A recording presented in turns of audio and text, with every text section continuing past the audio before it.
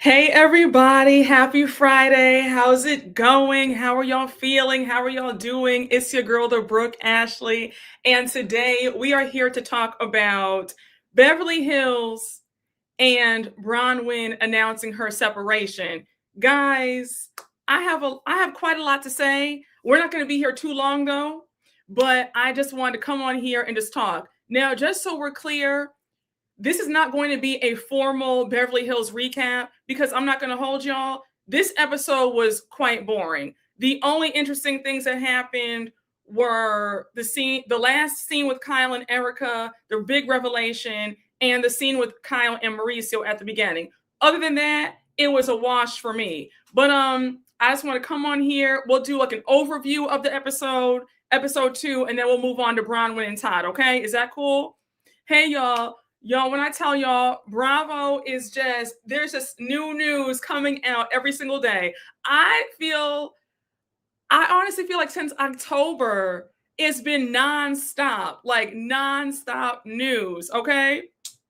Thank you so much. Thank you. Okay, y'all. So let's just get into Beverly Hills. The new episode was last night, episode 2. And again, I have my notes right here, but we're not going to be going scene by scene. I'm just going to talk about maybe 3 scenes total, but like it was not a good episode in my opinion. Beverly Hills, y'all need to step it up because this episode was a wash. All right. So episode 2 came on and we start off with Rachel, Zoe, and Boz. Boz comes over. They're chopping it up about Rachel's divorce, how she's doing, and then Kyle being so secretive. The first scene, nobody cared, right?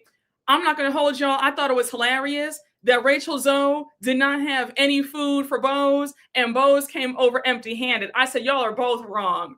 I said, now, Rachel, how do you have a guest over and all you offer is some water and lemon? Not a charcuterie tray, no veggie tray, not a piece of fruit. She said, girl, come get this free water and this lemon squeeze and call it a day. And Boz said, honey, I'm bringing myself, and that's it. Yes, honey. I said everybody's tacky. Everybody's tacky. Okay, you said Ozempic, baby. Listen, you can still eat something on Ozempic. A little nosh, honey. A little bite. Give me something. You said no food, no hostess gift. Cancel each other out. Exactly. No spread in sight. Immediate flop. Okay. Thank you. Y'all have me screaming. Yes, honey. We're not going over every little thing. It's going to be a quick 1-2 with this episode. So now we get to the next scene with Mauricio Kyle is over Mauricio's brand new house. So Mauricio has a bachelor pad in the Hollywood Hills, really pretty house. It was 3 bedrooms, 3 bathrooms. I think they said it was 3,000 square feet, but it's lovely. I wouldn't expect anything less for Mauricio. Of course, he has money. He's a realtor, obviously, right? So anyhow, we see Kyle come over and she has all these gifts for him and they're all towels. She thinks that he needs more towels, even though he's a single man. He's like, I have 8 towels. You only use one at a time. Like, why do you care? So now he's like washcloths. And she says, by the way, these are for our daughters to use, not for those skanky hoes. First of all, Kyle, when you give somebody a gift, you can't dictate how they use said gift. And on top of that, it's none of your concern. He is a grown man. You didn't want that man. You can't dictate to him who can use or not use those towels. Like, girl, where do you get off saying this? I said, Kyle. And you know, the saddest part about this scene was it's obvious that she wants him back. Like, she has regrets for what she did, even though he was cheating throughout the marriage, allegedly, but it's clear that she wants that man back. She misses him. So now they sit down, have a conversation, and Kyle, it's awkward, it's tense, and Mauricio's asking if she's dating, and she says, well, I'm single. I can do that. I'm single. So now she brings up the recent pictures of him kissing somebody on the street. And it got picked up all over TMZ, all the blogs. So he says to her, well, you know how it is. well, you're passionate for somebody, like you know how it is, and you might feel that way about somebody else too. So now Kyle's like, can you not say that? Like, because you're referring to yourself, like that's very hurtful. Kyle, Miss Girl, I'm just not here for the sad puppy dog eyes when it comes to you and Mauricio not being together. You did not want the man anymore. You were over him. You were over it. So for you to be upset, and on top of that, I feel like it's not fair for Kyle to be upset with Mauricio parading around his new love affairs when she was parading around with Morgan for almost a year. And when you said, Kyle, if I were in a relationship, because I was dating somebody before and I was discreet, I know how to be discreet and private about it. You weren't private about Morgan. You were loud and proud about Morgan. You got matching tattoos. She was on a few episodes. You guys were vacationing together all the time. You went to Mexico with her. You all went to Paris holding hands. You were in Saint-Tropez together. Like, you were gallivanting with your new love interest. So miss me with all this. Mauricio is out here being, just so flashy with his new love affair. No, you were doing the same thing. I just don't really have that much sympathy because Kyle, the rules also apply to you as well. I think that Kyle wants to do what she wants to do, but you can't do what you want to do. You said Mauricio was the cheating rumors for years, so Kyle got her lick back. Very true. Yes, Kyle put out a whole music video on Beyonce's internet. Exactly. You said they were scissoring the night away. Oh, honey, the way she was staring at him on that couch, she wants that man back badly. I said, girl. I said, my gosh. Listen. Yes, rules for thee and not for me. Exactly. Kyle want that old thing back. Oh, she does. Thank you. Oh, thank you so much. Thank you. Yes, it was a soft launch for sure. Listen, I had the same situation with that Kyle and Morgan had with a coworker. I was okay being out, but he was comfortable, even though he was femme and I wasn't. So I was like, "What you mean?" Wait a second. How did that work with the coworker? Was that messy? I feel like those office love affairs never go well. So are you guys still at the same job? Like, I need some tea. Y'all can't drop these pieces of tea and then not say anything. I need more details.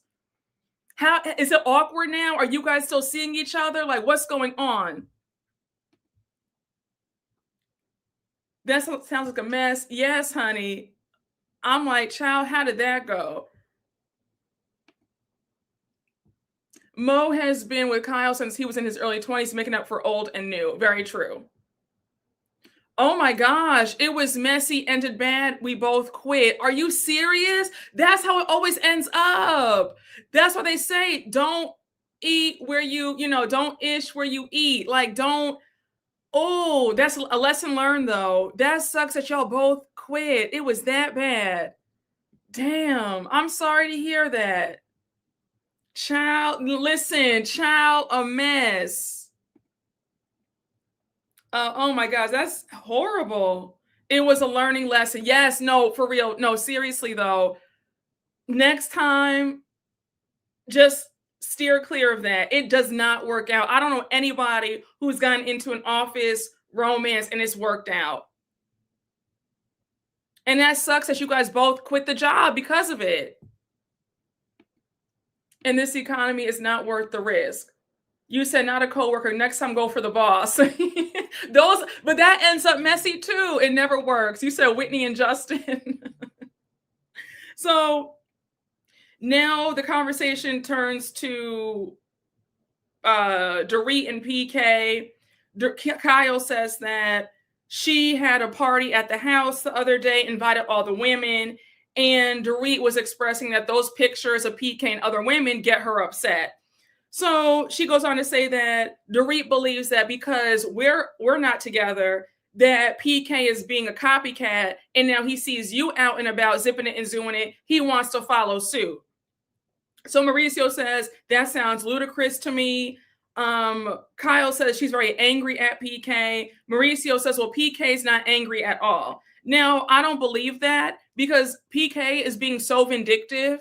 He's asking for joint custody. He doesn't want to pay her any money. Dorit revealed that PK doesn't give her any money in this episode. She's paying all the bills herself. He's pretty much a deadbeat. So for Mauricio to say that PK is not angry, and only an angry man would be so spiteful and hateful and not send money for his kids and his soon-to-be ex-wife.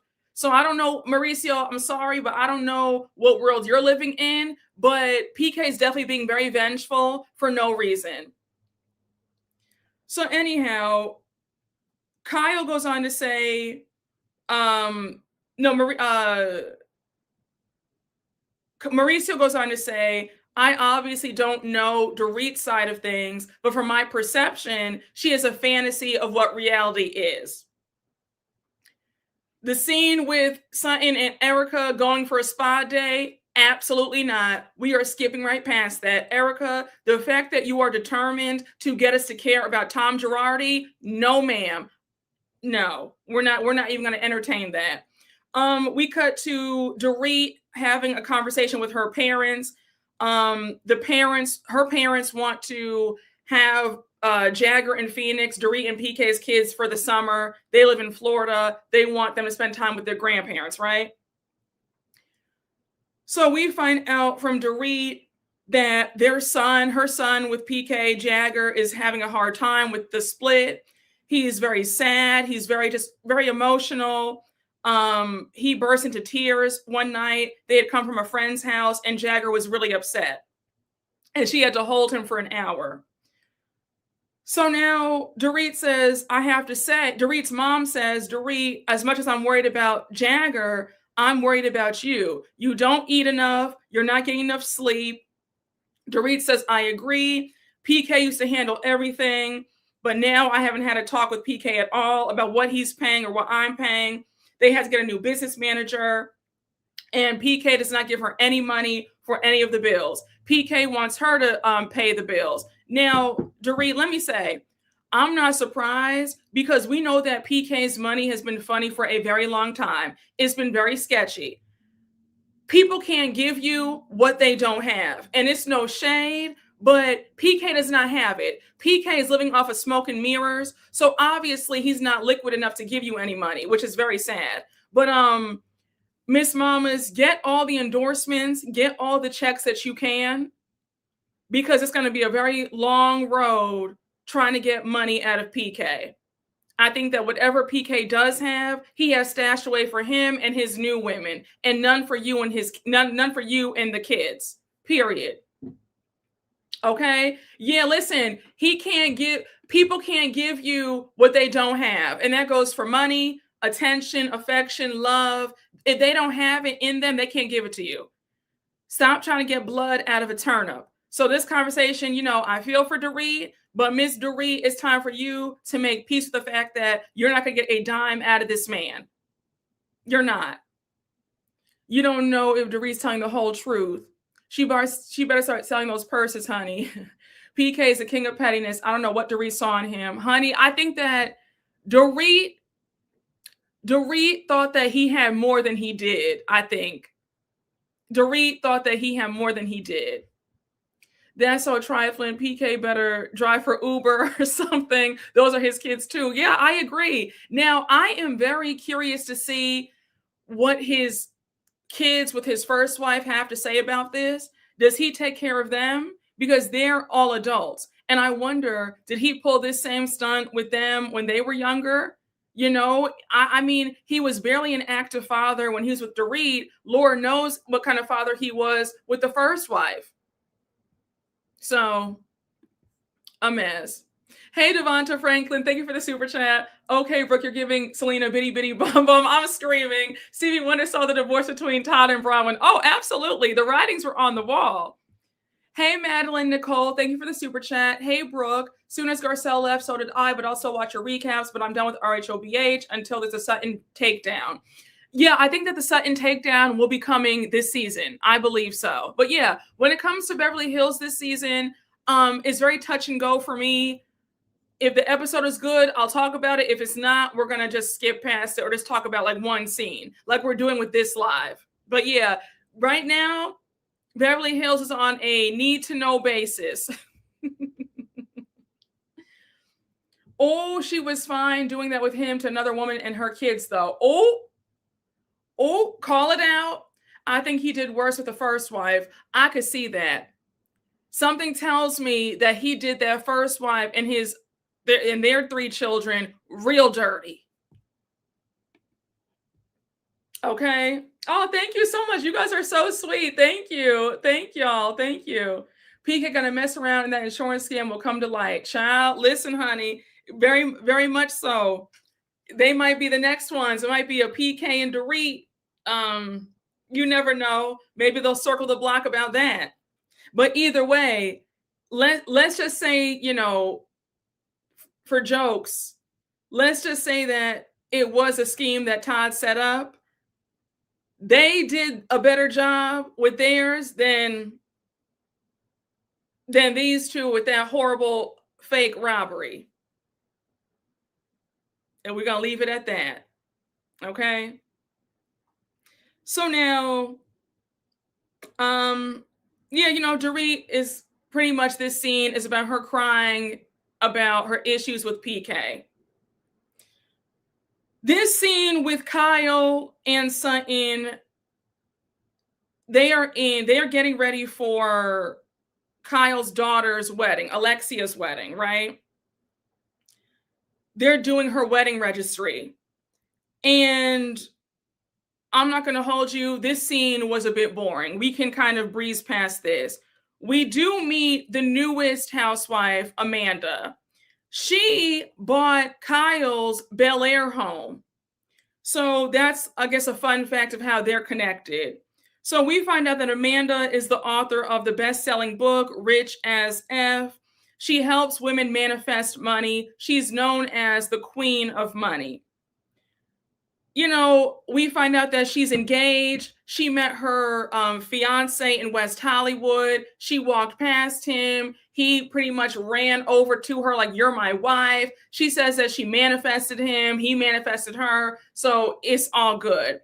We see them invite Amanda to Jennifer Tilly's art party. So she's excited. So far, Amanda seems cool. I know that her and Erika get into it. The girls are going to be questioning her throughout the season, calling her a fraud and a scammer and all this stuff. So we're going to see how it goes. But so far, Amanda seems cool. I love that Birkin, her Birkin, that color, like that salmon pink, gorgeous. I said, okay. But yeah, I don't have any major feelings about Amanda. So far, so good, whatever, right? Yes, she seems interesting. I agree. I think she's messy. Beverly Hills would bring it with her. Yeah, I do feel like she's messy. Yes, it's too early to tell. Too early to tell. Okay. You said, I'm so jaded by these housewives and all the money they claim to have.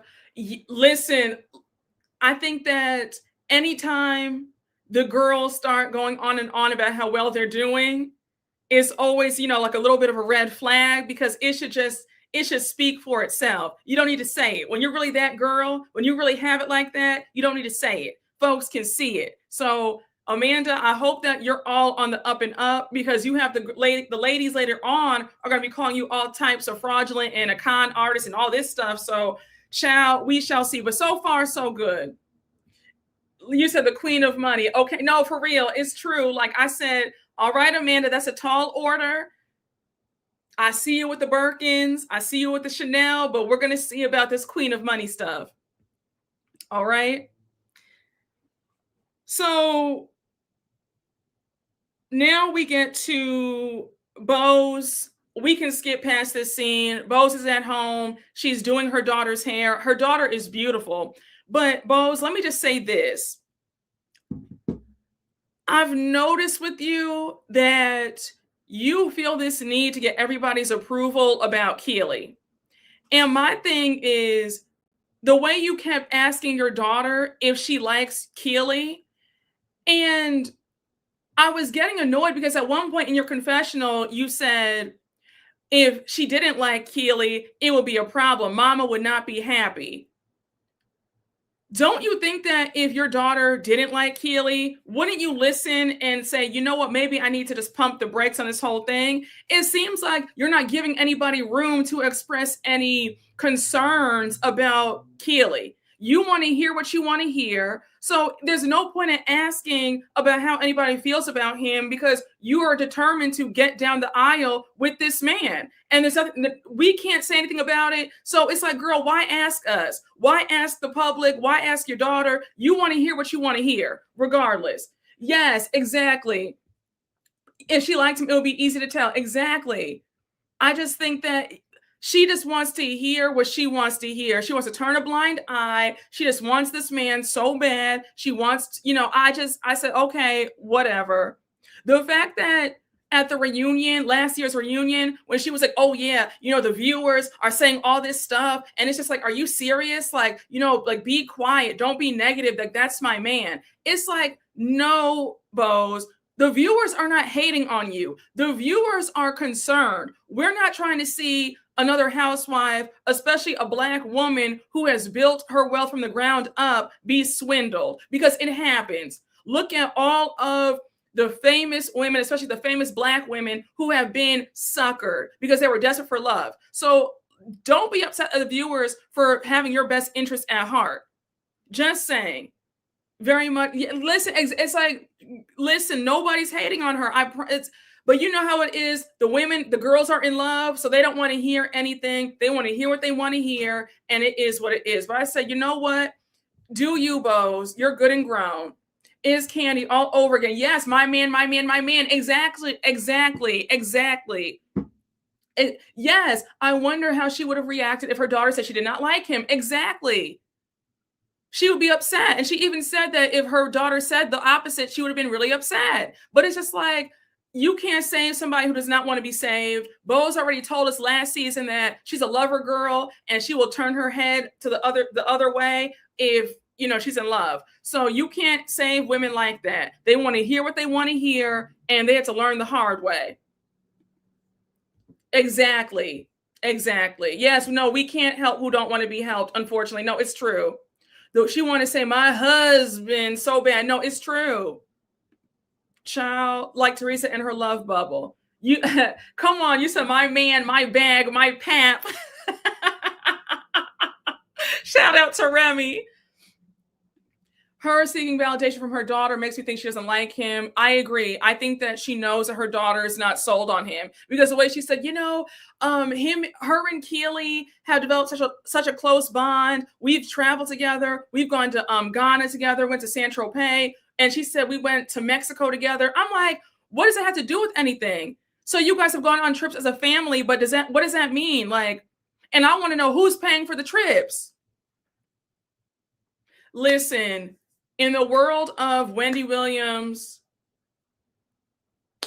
Mary J. Blige, Sherry Shepherd, stop it. Like, the list is too long.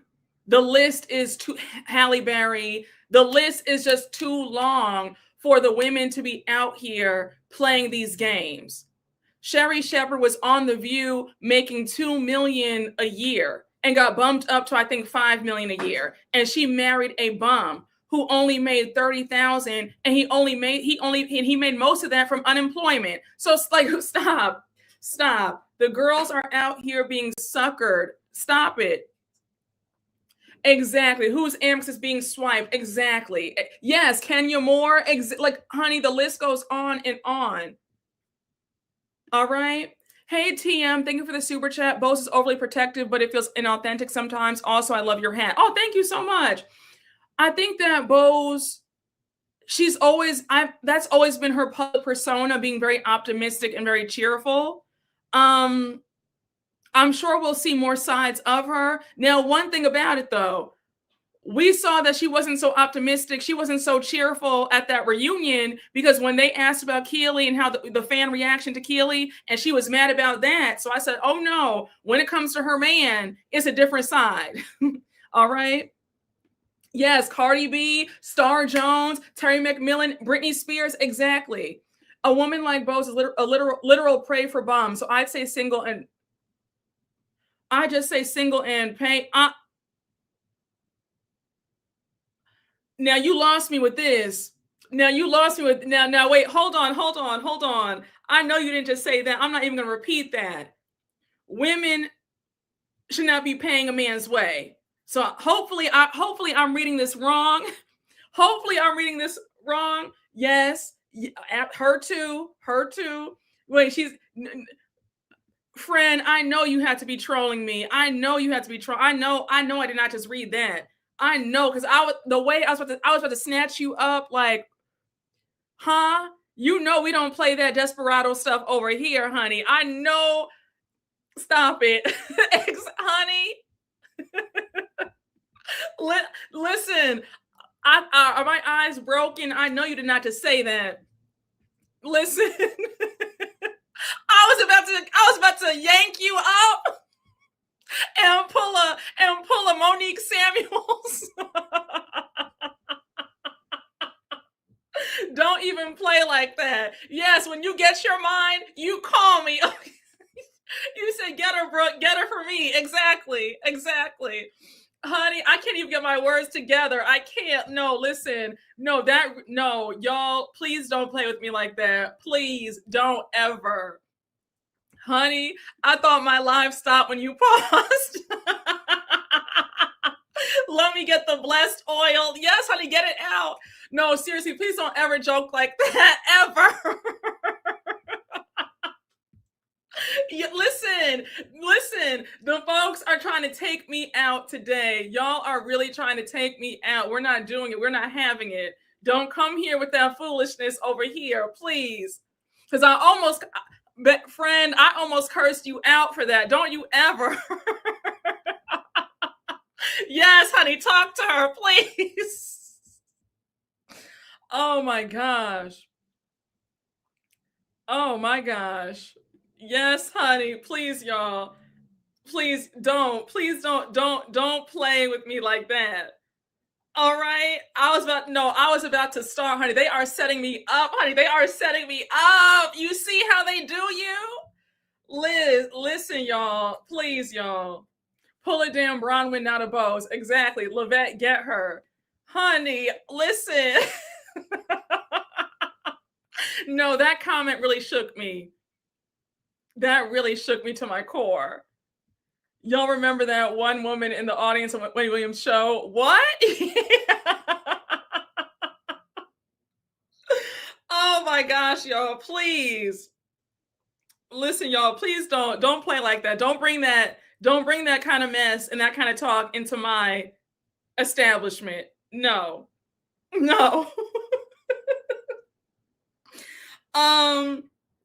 But yeah, Boz, you obviously are pressed to have everybody like Keely. More power to you. God bless.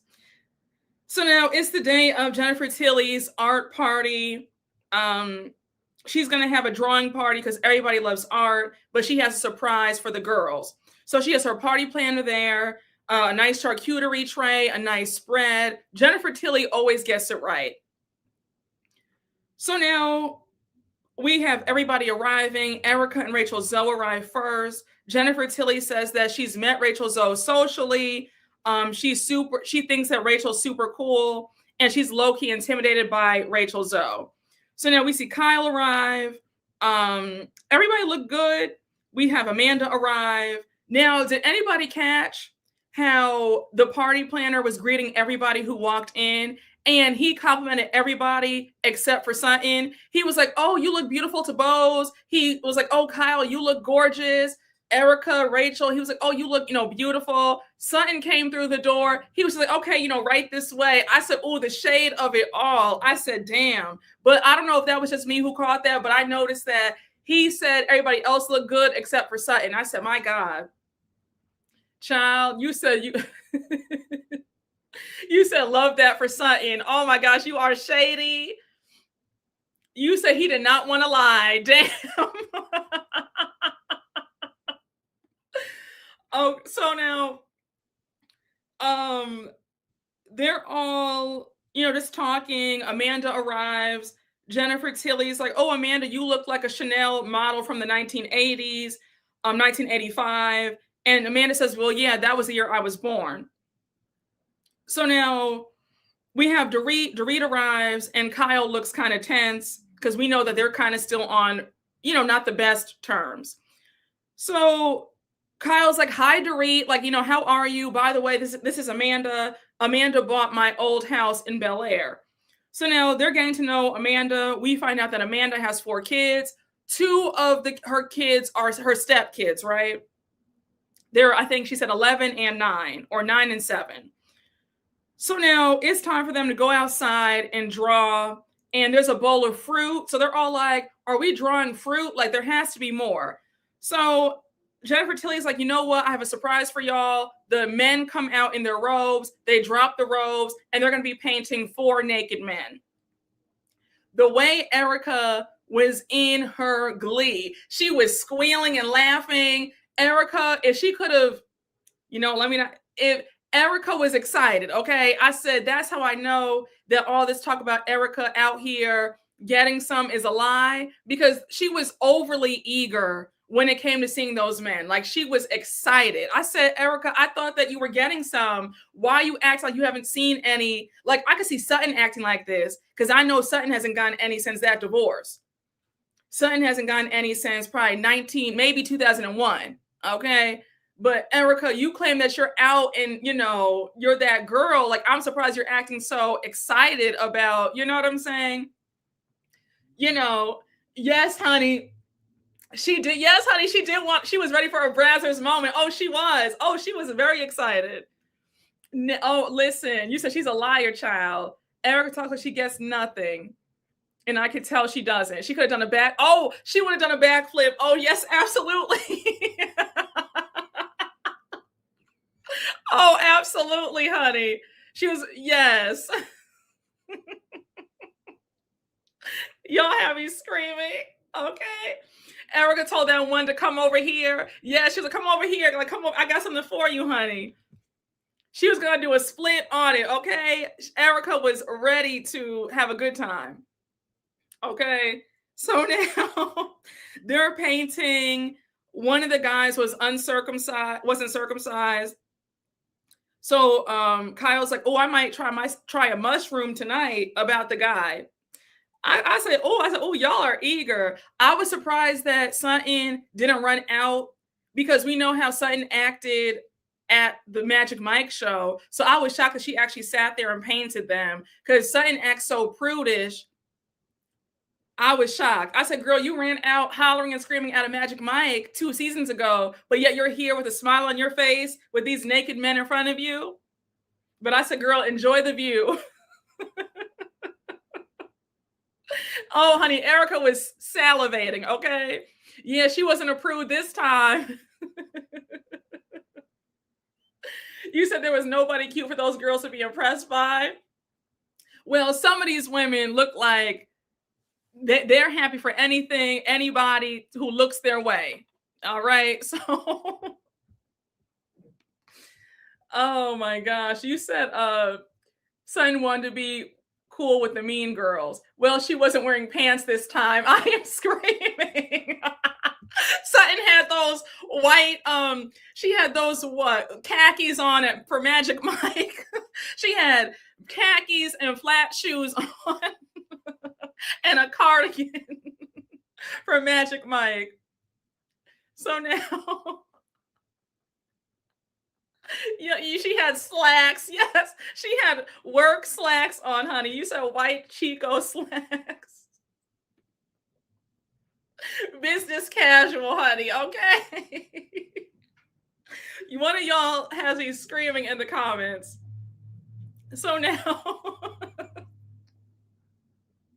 y'all said you guys are on fire today, please.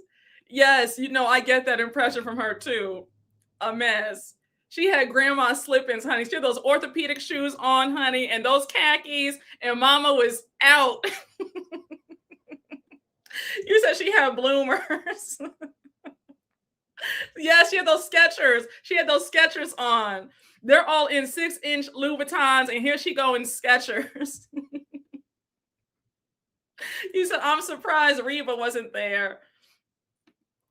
Lord have mercy.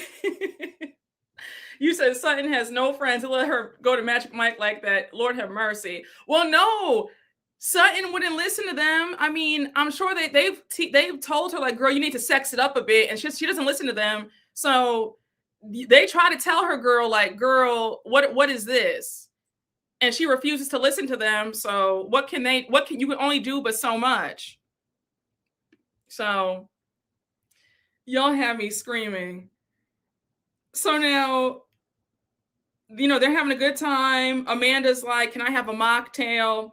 And Erika says, no, you have to drink unless you're Kyle. So Amanda says, who is Erika to question why I don't drink? Am I being punished for making good life choices? It's not that I don't drink ever. It's just that I choose not to drink.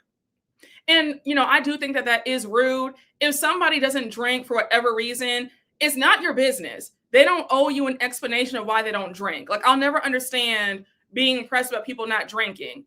Like, I could care less. I'm here for my margarita. If you don't drink, that's fine. I don't need to, that's nobody's business to know why you don't drink. So I don't know why Erika was acting like that. It's weird.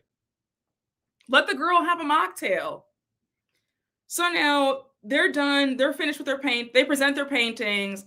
They all failed with the paintings, right? Like, nobody is an artist. So now it's time for dessert. They go back in the house. And we get on the topic of everybody's dating life. So Jennifer Tilly's asking Boz how Keely's doing. Of course, Boz is like, oh, he's great. He's great. I said, girl, we know. We know he is, honey. You want this man. You want to marry him. So you don't want to hear anything else.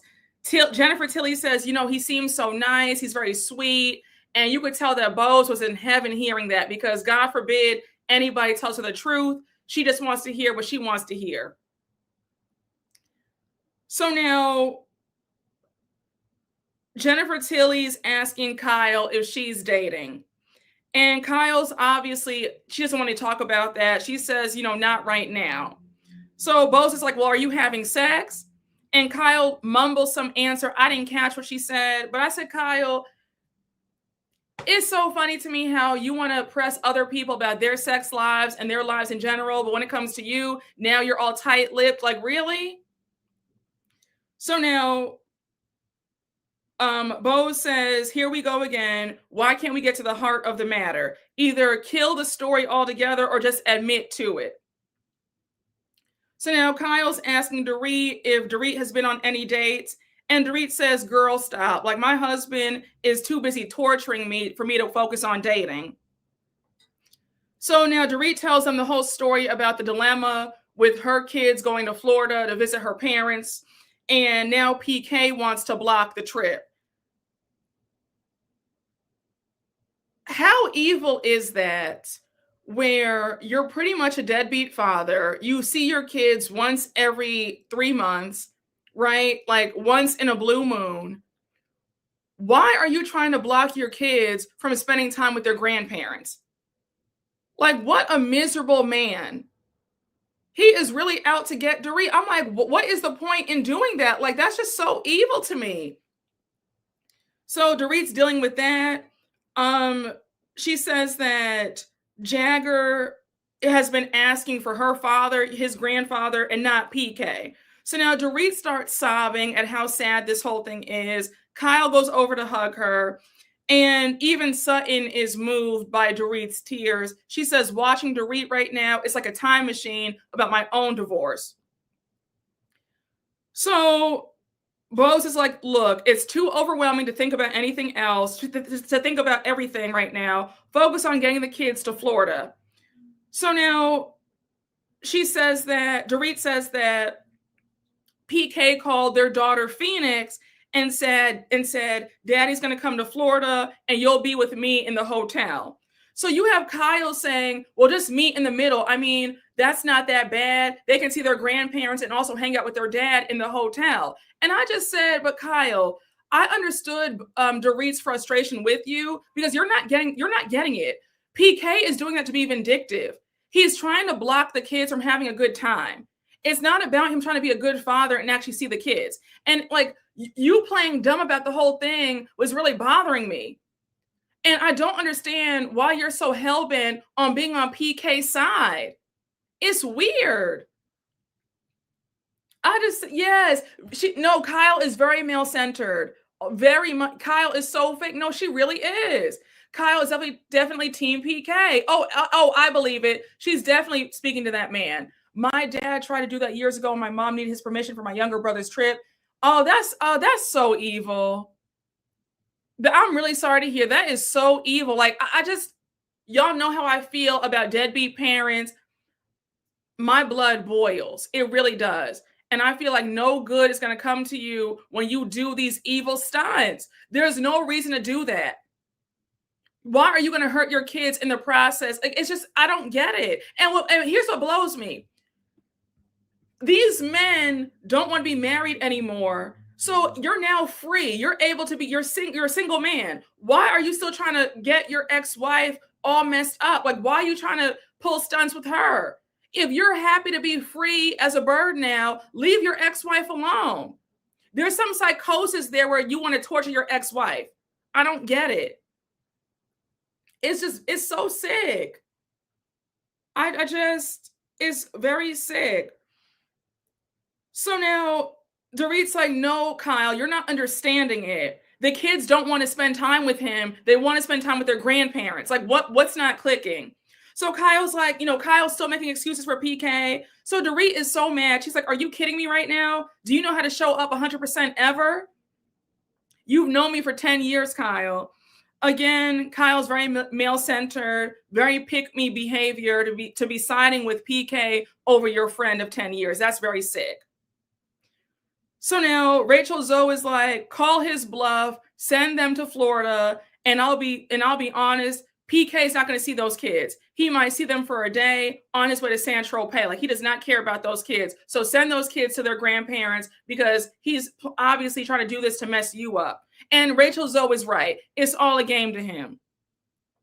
So now Kyle says, Dorit responds differently to me, but the other women have not met PK. I have. I can't help the fact that since I know PK, I see him in a different light. Kyle, do you forget? Erika and Sutton know PK as well. So what are we talking about? You're not the only one in the group who knows PK. What are you saying? Just say that I'm male-centered, I'm a pick-me, I'm a bozo, and I want to pick the man's side over my good friend's side of 10 years. That's what it is. That's all this is. You're very much male-centered because you cannot, there's no way that I'm siding with this somebody's ex-husband who's doing them wrong over my friend. Even if me and my friend are on the outs, I'm still not going to go on the man's side over somebody that I've known I'm not doing that. I'm just not. I'm not. And you know how these men operate. And Kyle, I'm going to say this. I really hope you have the same energy when you and Mauricio finally do divorce and it's time to split up those assets and Mauricio gets funny with you. I hope you keep that same energy. When Mauricio dogs you out in divorce court for that money, let's see if you have that same reaction. When Dorit picks Mauricio's side over yours, let's see how you'll feel. So it's a mess. It's really crazy. This is true bozo clown behavior because you cannot tell me why you're going to pick PK's side over Dorit's. You don't even have to like Dorit, but right is right and wrong is wrong. What this man is doing is evil and you know it. I think that too. I think Kyle is jealous of the fact that Dorit's divorce is the focus storyline in Beverly Hills and not her separation from Mauricio. I agree. Dorit's getting the attention that she wants. Yes, I agree. I agree with that. I just don't understand that. It's weird to me how she has such a hard-on for choosing PK over Dorit. It's weird. So the party's over. Kyle's upset at how Dorit is reacting. And she says, I can't keep talking about this same old thing. Really, Kyle? The way you will beat a dead horse for seasons on end, the way you'll cry about something for 3 seasons in a row, now you can't talk about Dorit's problems for more than a day, more than 5 minutes? Really? We've heard you cry about your sisters and the drama between you guys for over 10 seasons. We've heard you whine and cry about the same stuff every single year. So miss me with all that. Oh, I can't talk about her stuff anymore. Yeah, because it's not about you. Kyle is very self-centered. So when it's not about her, she can't take it. And I'm sorry, Kyle. Dorit was right to be upset with you, because why are you going to pick her ex-husband's side over her side? A mess. Yes, Kyle waited too long giving the deeds and now we don't care. Exactly. So now we get to the last scene and we have Kyle at home. Erika is over and they go outside to talk. So Kyle says that Jennifer Tilly's party was fun. It's been a long time since she's seen that much skin. Erika jokes and says, well, that can all change now because you're single. Now, Kyle, it's not been that long because you and Morgan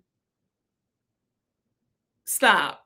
Like, maybe you haven't gotten any in a year, but within the last 3 years, you've gotten something. Okay? You've gotten something. So now Kyle says, again, last night was fun, but I'm sick and tired of folks asking me about my dating life. She says, Erika, if you were seeing somebody that you cared about and they said, please, I don't want it to be out in the public, be respectful, what would you do? Would you betray that person because other people are curious? So Erika says, I would protect that person. So Kyle says, I've always been very honest with everybody. I'm not a liar. She says, I don't know what people want from me. I'm single now. Kyle, my biggest issue with you is that you have always played by a different set of rules. There is a way to address things without revealing intimate details. All you had to say was, yes, I'm in a relationship with Morgan Wade. No, we don't want to talk about it. She's very private. Had you just said that, you would have killed 2 birds with 1 stone. You would have answered our questions. We wouldn't have hounded you for any more. The fact that you were playing dumb for 2.5 years about are you or aren't you guys together, that's why folks were upset, because you were playing in our faces. Stop acting like we were asking you for the intimate details of what was going on. Nobody wanted to know all that. It was simply, are you guys dating? Yes or no? That's all you had to say. I can't. Yes, she's a hypocrite. She's always been a hypocrite. Always. Yes, exactly. Jenna Lyons did it right. She has her fiance. She said, this is my fiance. Don't ask me anything more about it. And we respected that. That's all Kyle had to do. It's ridiculous. Kyle, you refused to answer about, are you guys dating? You danced around the topic of your sexuality. And again, nobody's saying that you have to divulge the intimate details. Nobody's entitled to know your business. Your sexuality is your business, right? But you are on a reality television show where you are supposed to talk about some of it. You gave us nothing. That's the issue. Had you just said, I'm figuring things out, I don't know, I just want to experiment, me and Morgan are dating, cool. That's all you had to say. But the fact that when Andy asked you 2 seasons in a row, are you experimenting? Are you bisexual? Are you pan? Like what? Like you wouldn't answer. He asked you, are you guys dating? You didn't answer. So that's why folks are upset, because you played in our faces like we were stupid. All you had to say was, look, I don't really know what I am. I'm experimenting. We're dating. And that's it. And that answer would have sufficed. Period. Yes, she gave us stories and lies. She got mad at Garcelle for asking. We've all been asking. Exactly. It never had to be about Morgan. Exactly. According to Kyle, scissoring and cunnilingus don't count. Yes, she did it to herself as well. She brought Morgan on the show. She was being rude to the fans about it. She was. Child. And Kyle, let's talk about this. Thank you. Kyle, you owe Garcelle one of the biggest apologies. The way you snapped at her at that reunion, at last year's reunion, all Garcelle said was, hey, if you're bisexual, lesbian, experimenting, whatever, wherever you fall on the spectrum, we all support you. There's no judgment. We want you to be happy. The fact that you blew up at Garcelle and called her an asshole when she was actually showing some care and concern, you owe her the biggest apology. You really do. Because the fact that it's okay for you to talk about it now when Garcelle leaves, that's a slap in the face. And Garcelle was saying it out of care because you were obviously uncomfortable with these new feelings that you have.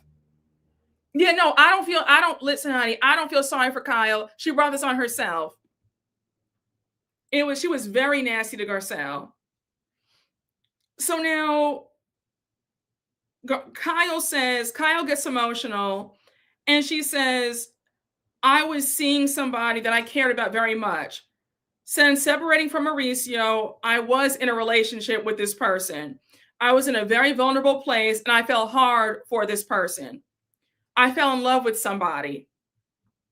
Just because I wanted to share that does not mean the other person felt the same way about sharing stuff. Again, in my opinion, this is 3 years too late or 2.5 years too late. You had ample time to just come clean and tell us the truth. Kyle, we knew what it was when you brought Morgan on, I believe 3 seasons ago. Yeah, that was three seasons ago. Body language does not lie. You and Morgan looked like lovers. You were excited, the matching tattoos, your face lit up every time you talked about her. You weren't fooling anybody. The music video that you guys shot, giving very much a Brazzers tea. And I know you guys had a good old time after that video was off. I know y'all were excited after they yelled cut. They all went home. I know you guys had a good old time. That's neither here nor there. But the point of the matter is the chemistry in that video between you guys, it was evident that there was a relationship. There was something going on. Period, point blank. The fact that you could not be honest about that 3 years ago, but now you want to come clean about it now, it's too late. It's too late. So now Kyle says all the speculation and the talking is what ended it. I could have weathered the storm, but it's not for everybody. Morgan, she couldn't handle it. Kyle, I'm sorry. This is my issue. When y'all like to sit up here and blame the fans for why things have fallen apart, don't do that. It's not our fault. You blamed us viewers for questioning your sexuality last season. Nobody did anything to you. You brought this to us. If you were serious about keeping this quiet, you wouldn't have brought Morgan on the show in the first place. You wouldn't have been caught taking pictures with her in various cities. Y'all were on vacation together all the time. You brought this on yourself. On top of that, the nerve of you to say that the public is why your relationship with Morgan folded. No. Had you just said, listen, we're dating, don't ask us any more questions, that would have been the end of that. The fact that there was speculation was because we see you guys holding hands, matching tattoos, music videos, laid up together. That's why we have questions about it. But you did this to yourself. Blame yourself for why things did not work out. Don't blame the viewers. And if you're so upset about having to open up, then get off the show. You can't have it both ways, sis. I'm so sorry to tell you that.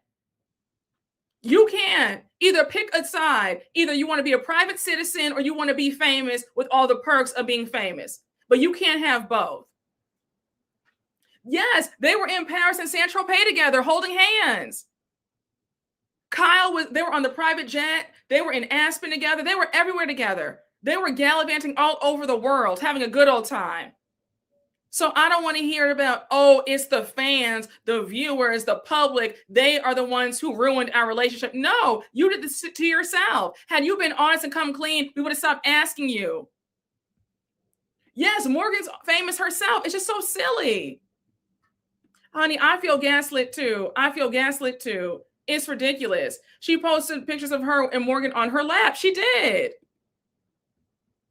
Child, yes, I think, you know what I believe? I believe that Morgan realized that she wasn't ready to be with somebody 30 years older than her. I think that Morgan wants to play around with people, people her age. And I think that Kyle probably came on too fast and too heavy. Morgan said, listen, do I really want to be with a divorcee with 4 adult children? She probably said, this is fun and all, but I want to get somebody who's my age. That's what I believe. Morgan wanted the fame. Or maybe be honest with yourself and think why Morgan came on during her album release. Yes. Morgan knows the power of housewives. Okay. Morgan's not a dummy. Morgan got some clout. Morgan got more fans. Okay. So please, that is BS for Kyle to blame the fans. Morgan probably said, you know what? Let me hit a lick with this rich woman. Let her pay my bills, give me some free exposure, some free promotion, and get paid off of this notoriety, and then bounce when it's all over. Holding hands, kissing, making videos, having her on the show, but asking for privacy. It makes no sense. It makes no sense. And I think that is really nasty work. Thank y'all. One of you guys brought up Denise Richards. The fact that they tried to out Denise Richards, but yeah, she wants to keep her sexuality under the vest. That's not how this works. Kyle, you have me all the way messed up. I felt no way about this scene. I just feel like, girl, you're full of it. This is 3 years too late and I don't care. Yeah, get that head, get that bread, then leave. Exactly. Morgan got what she needed. Okay, no, it's true. Kyle's oldest daughter is older than Morgan. If you know anything about women, is that what is it, like women loving women relationships? Y'all will know that Morgan turned Kyle out for funsies. Oh my gosh. Not funsies. I am screaming. If they played each other, oh well. Kyle, you get no sympathy from me. Andy will let her skate by at this reunion yet again. Yes, the Denise situation looks like a whole bunch of projecting looking back. Exactly. Oh, it is. Damn, you said Morgan turned her out for fun, for the hell of it. My God, y'all have me screaming. So yeah, we can just close this out, y'all. Kyle says, I understand, people think that they're owed an answer. Kyle, respectfully, we're not going to play this game. The audacity. You can't continue to collect a 7-figure check every single year to give us nothing.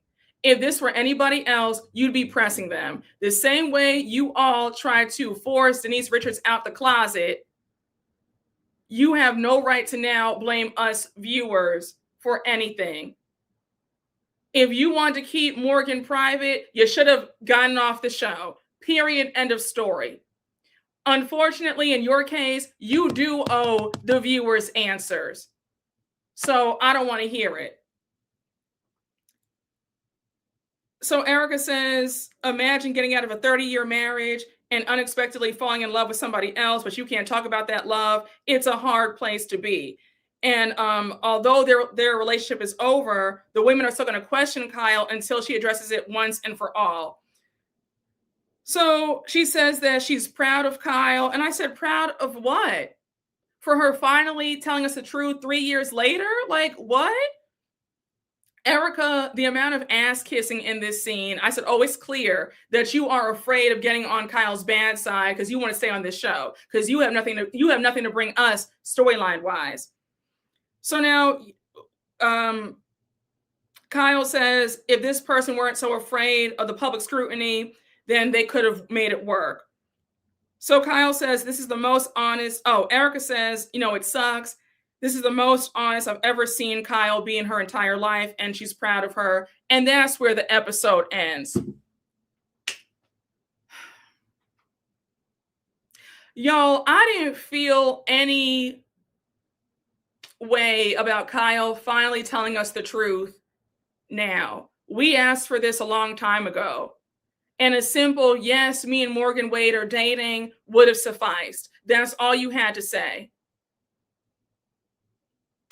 And Kyle, the audacity for you to sit here and be upset with Mauricio flaunting and parading his new lovers when you and Morgan were parading around every day. There was a new picture of you guys on TMZ every single day for like a whole year. So enough. So yeah, we didn't learn anything new. It could have been an email. Exactly. No, I am over it. I really am over it, because it's like, you finally tell us now when we're over it. You finally tell us now when we've stopped caring. And my thing is, it's not any big revelation when we already knew. She was clearly in love with Morgan, and Morgan was, Morgan liked her too. What are we talking about? Everybody's over her. No, it's true. Trying to call Mo a hoe. Okay. The more she speaks, less interesting she becomes. Exactly. Yes, we already knew. It's the lies that turned us off. No, Kyle can go.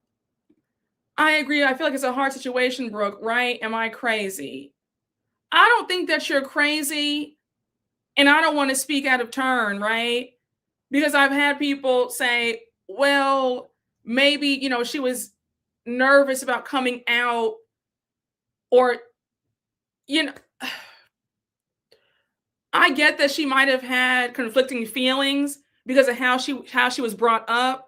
Big Kathy wasn't trying to hear that, right? Big Kathy was, you guys, you all like men, and you better get with rich men, right? Their mother was like a drill sergeant. That's putting it nicely, allegedly. So I'm sure she still has conflicting feelings about that, but it's 2025. I mean, and also, well, it was 2022 when her and Morgan got together, but the point of the matter is, Kyle could have kept this secret if she tried hard enough. And she obviously wanted us to see her and Morgan, right? You can't flaunt this new relationship in our faces and then play in our faces and say nothing's happening. That's my issue. I understand if she has, she's confused. She doesn't know how to feel. But at the same time, you can't put it in our face and then say, don't ask me anything about it. That's just not how this works. Child, no, you know what I'm saying? If it's hard, she made it hard. Exactly. Flying that lady on camera, then telling us that she didn't want to discuss things. That's where I'm at with it. Like, I understand that it might have been hard, but Kyle brought this on herself. It didn't have to be this hard. She and Morgan were all over town having a good old time, but then we couldn't ask her anything about it. Like, it's ridiculous. Yeah, I haven't seen anybody be homophobic about the situation. I agree. And Garcelle even said that. And even Sutton. Remember, Sutton said that when the whole thing first came about. And Sutton said, I just want you to know that, Kyle, I love you. And I support you. Everybody on the couch supports you. Like, I'm not judging you at all. Like, I want you to be happy. Even Sutton is saying that. Nobody was homophobic towards her. No, I haven't seen a viewer be like, I've seen viewers be like, hey, be happy, live your life. It is what, do what you want to do. Nobody's been weird about this whole thing. She's the only one who's in her head about this. And I really feel like that's why I don't have any sympathy, because of how she did Denise Richards. So now I feel like, look at that. The same thing that you did to Denise, and now you can't take it when it's being done to you. Yeah, she lives in the most liberal state in America. She does. She just thought she'd go back, get Mo back, and she didn't confirm that her and Morgan were dating. Oh, that's another good point. She definitely thought that she would get back with Mo. Very true. She gaslit the audience. What goes around comes around. Child, F around and find out. And honestly, her sharing will probably help someone watching who struggles with their sexuality, but she refuses to do so. Yes. I think so too. Like, she could help a lot of people, but she's choosing to be tight-lipped and act so weird about everything. Yeah, Kyle's kids didn't care either. They were like, Mom, we support you with whatever. Like, we want you to be happy.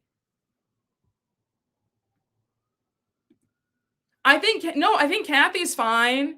Kathy's fine, because Kathy even said it at last year's reunion. She was like, like, are you lesbian? And she was laughing about it. Remember that? She was like, are you bi? Are you lesbian? And then Kyle said, Kathy, like, stop, like, don't ask me that. So Kathy was like, whatever you are, like, I'm fine with it. Like, there's no judgment over here. But also, though, here's my thing.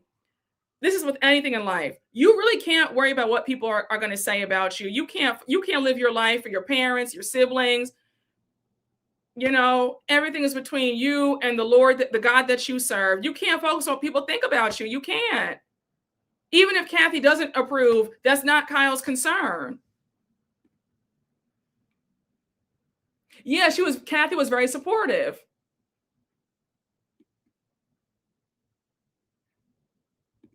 Mo wants to come up with a settlement and move on. Mo is going to move on with another woman and have a son. Oh, you think he wants to have another kid? At his age, you think he really wants to have another kid? Kyle cares what everybody thinks.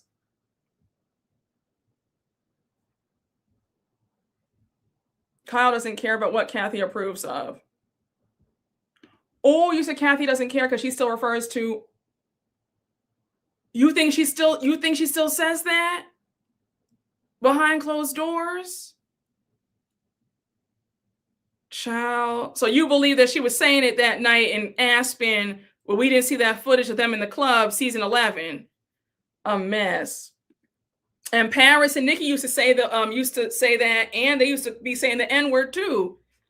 Honey, they were real racist and real homophobic over there. I know a hot mess.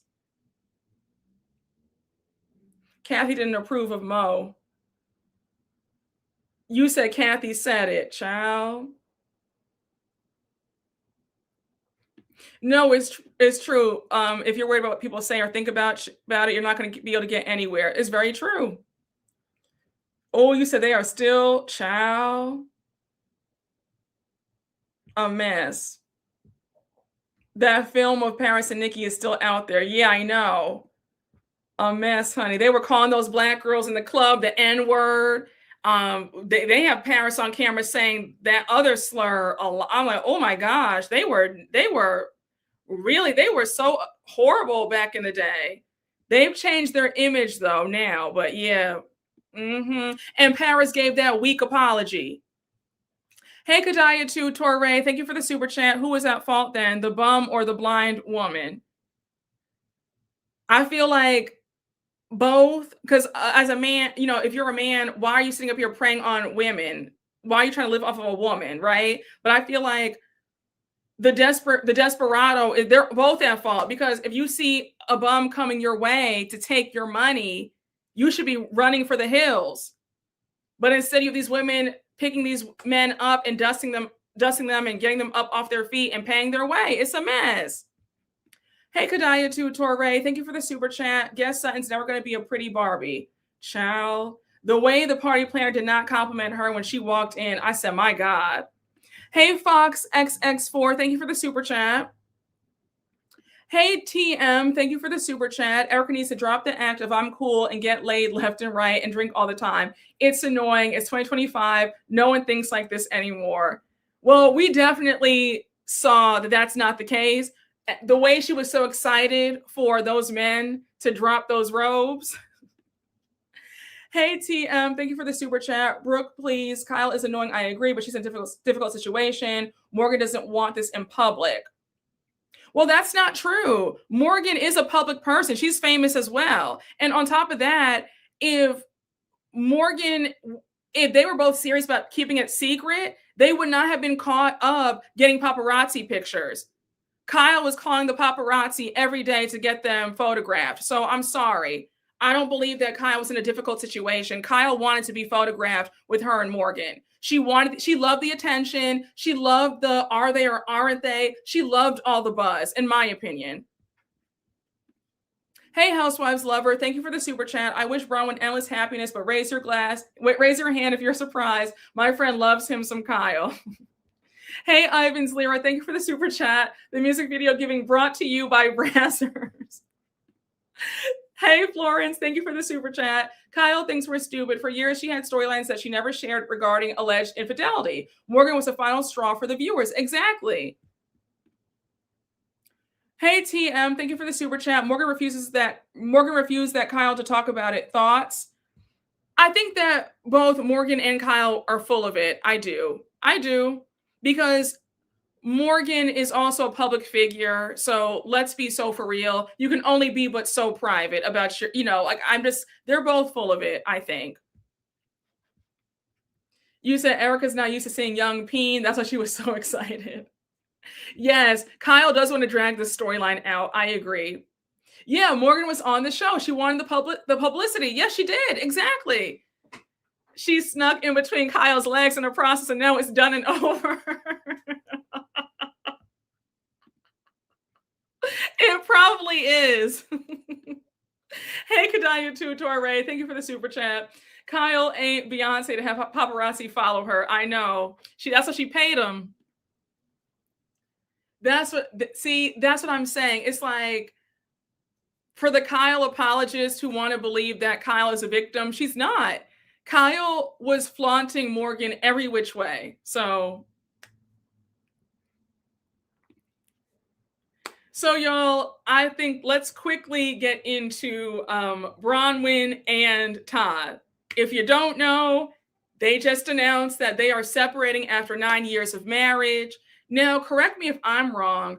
I thought last season, weren't they celebrating 10 years of marriage? So now it's only 9 years of marriage? I'm confused. But I just want to say, once again, I'm vindicated. Once again, because there were not all of y'all, but to some of y'all who were trying to fight me all last season and this season, y'all were like, oh no, Brooke, you just don't like Bronwyn. You're so hard on Bronwyn and Todd. Everybody's marriage is not like your parents' marriage. Some people just aren't affectionate. He loves her. He loves her so much. And I said, okay, all right. And guess who's vindicated?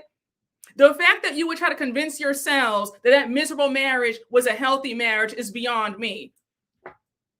And it's kind of troubling to me that some of y'all think that that's a healthy marriage. No shade. I don't know what kind of relationship or marriage is healthy. They don't kiss, they don't hug, no hand holding. He talks to her like she's a child. He's barely around. I don't know what kind of healthy marriage that is, but y'all told me that I was hating. I was too hard on them. And now here we are.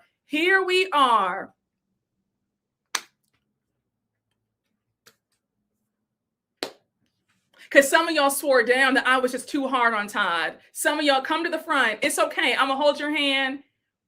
I still love you. I'm not even mad at you. I'm just saying, give me my tens. Give me my tens, please. Because I said I'd be vindicated when it came to Lisa Barlow defending her down this season. Once again, honey, I'm vindicated. Listen, honey, once again, I am vindicated, okay? Yes, honey, come get my baddie chain. Yes, I called this last season.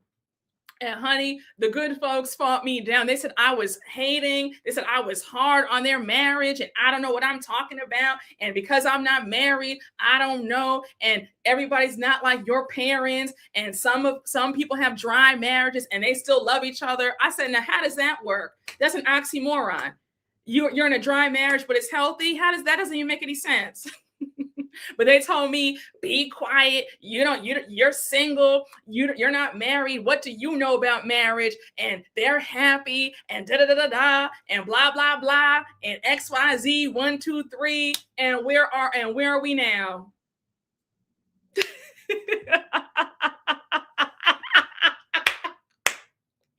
Wait, hold on.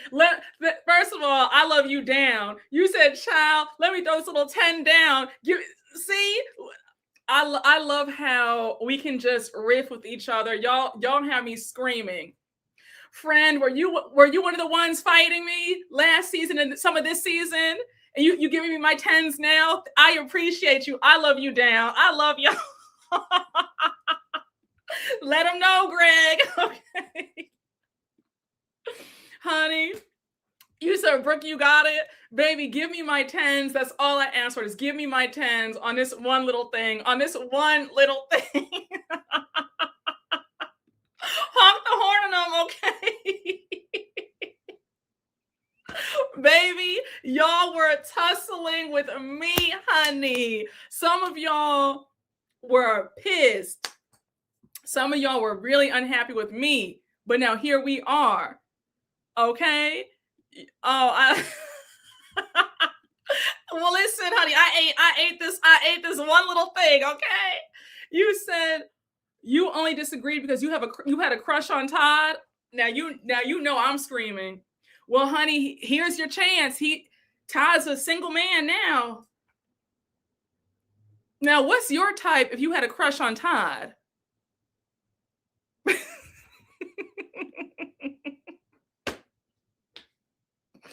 Oh my gosh. Y'all have me screaming. Yes. You said category is divorce realness.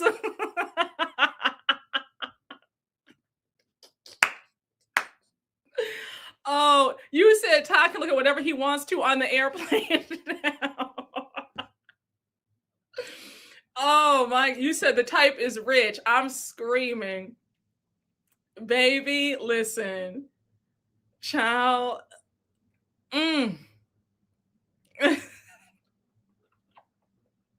The type is gout dick. Wow. Oh my gosh. A crush on the gas master. Oh my gosh. Oh Lord. Oh my gosh. They get so mad every time I talk about them. Oh, they get so mad at me. Oh, they get so mad at me. What?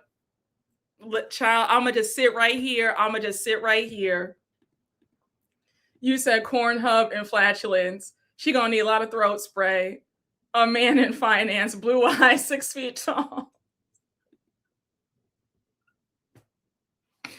Oh gosh. When I read the article, it said that Bronwyn was 46. Yeah, I'm confused about that too. I thought she had just turned 40 as well. Because her and Whitney are the same age. She was 38 when she joined the show. I'm like, now she's 46? Page 6, either Page 6 got that wrong or Bronwyn lied. I don't know.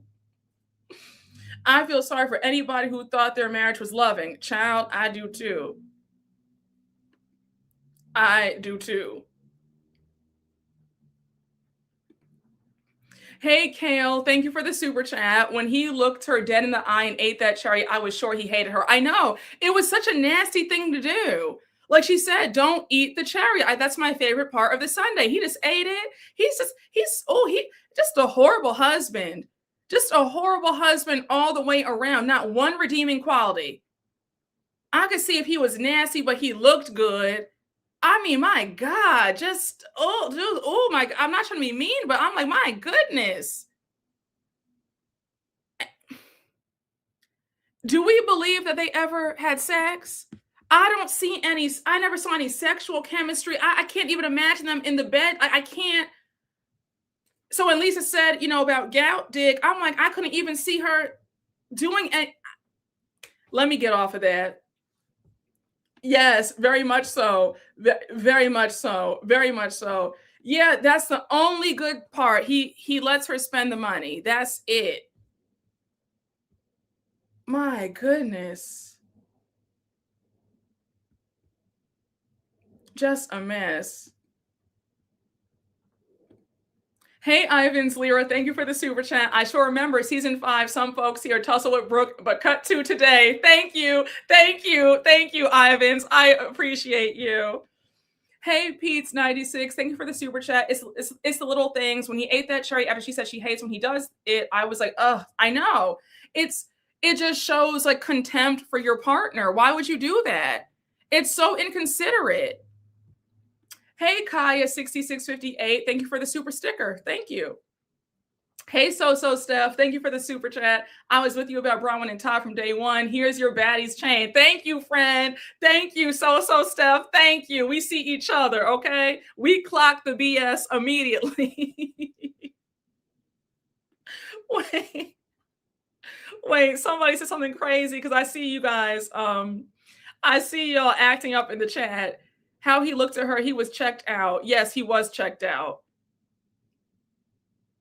She smoked a cigarette. He had a cigar. They shared a Dr. Pepper. No sex was ever had. Oh no! I'm like literally envisioning like that imagery right now, like them in bed together. She's smoking on a long cigarette. He's puffing out some cigar. He's passing gas in the bed, but yeah, no sex was ever had. Oh gosh. Monica said on Carlos's podcast at the beginning of the season that Bronwyn came on the show to get divorced. To be honest, I think that Todd cheating is all a lie. He looks like he has ED. Yes, he does look like that. She was only there for the money. She's just tired of him now, and the show is her escape plan. Yes, I'm not trying to be funny, but he looks like he has ED. I've always thought that. Oh, they've always given me a sexless marriage. It's no shade. I always got sexless marriage from them. Like maybe they had it a total of like 5 times. A mess.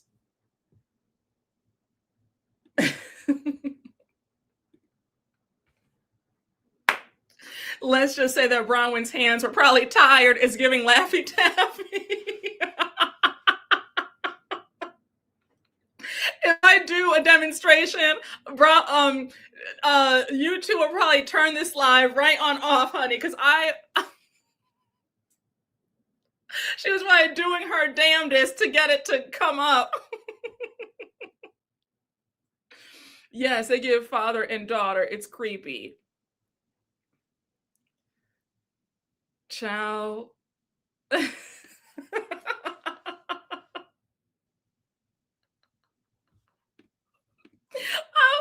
I'm not even going to bother. I'm not even going to bother by doing a demonstration. Because you guys would be like, oh my goodness.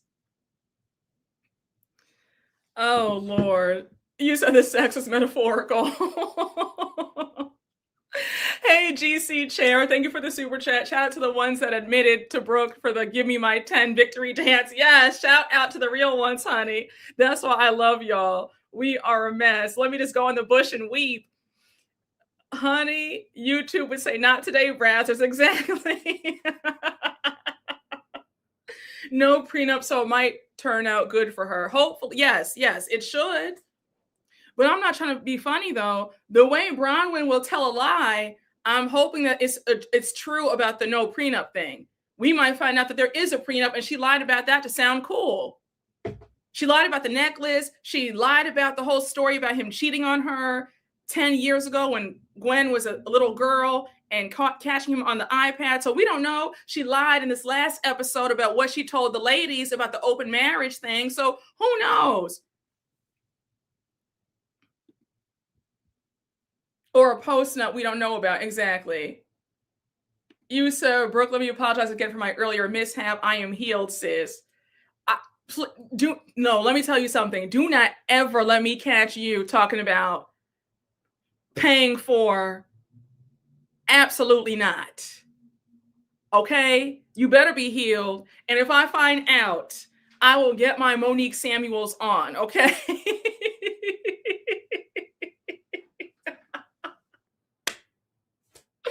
Oh my gosh. Listen, don't play with me, friend. Don't do it.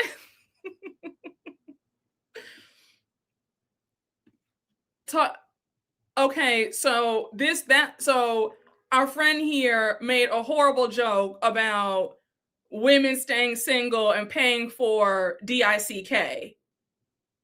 And I almost fell off my chair and almost ended this live because I couldn't believe, but it was just a joke. And she's healed from this affliction. Yes, honey. I was about Brooke Tyson, honey. Brooke Samuels, honey. Okay. Brooke Mayweather, honey. Get her again. Get her for me. Oh, absolutely. Okay.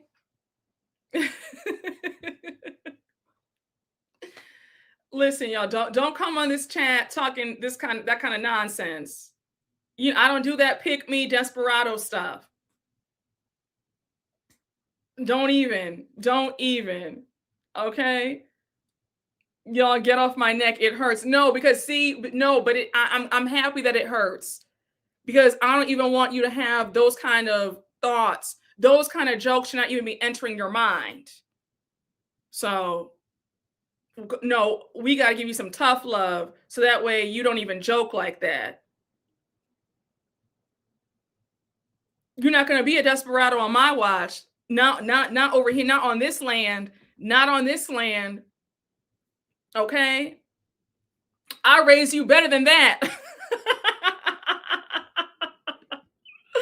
Okay? Honey, yeah, honey, we love you too much. Exactly. Not on this land, not in this live, on this channel, okay? No.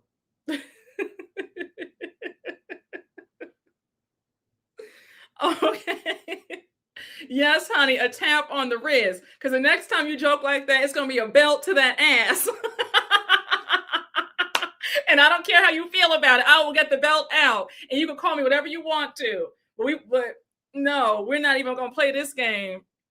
Yes, and the church says amen. You did raise better, okay? Okay, yes, honey. I said you better don't. Exactly. Okay, exactly. So, amen. Yes, honey. Straight belt to ass. So,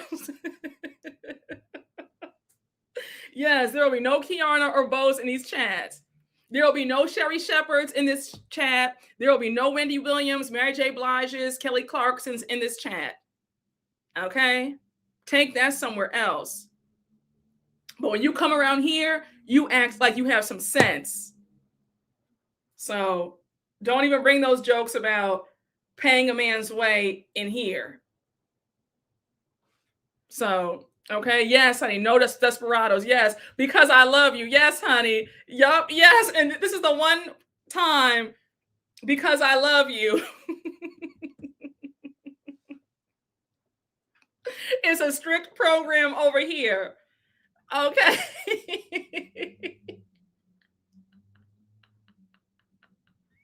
All right. So please.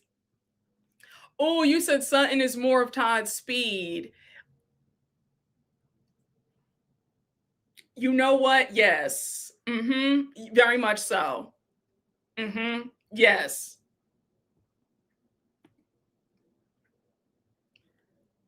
Yes, this hurts me more than it hurts you. Exactly. Very much that. Very much that. All right, y'all. Like, listen, y'all. Oh no. When I was in my early 20s, I had a desperado moment. Child, I bought this musty MF an Xbox for Christmas and he sold it for weed. I learned my lesson. I hope that you never do that again.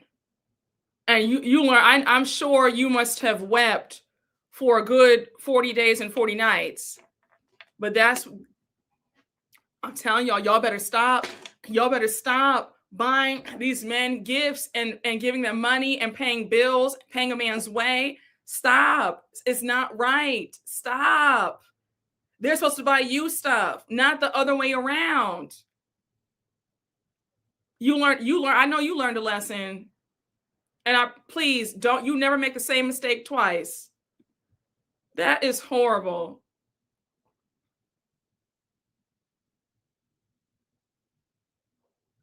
Child.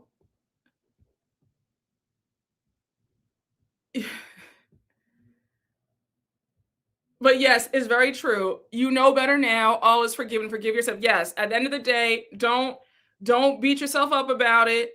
You did it. It's done. It's done. You can't take it back. You can't go back in time. But you know better for the next time. You'll never do that again, right? So forgive yourself. Don't hold on to that.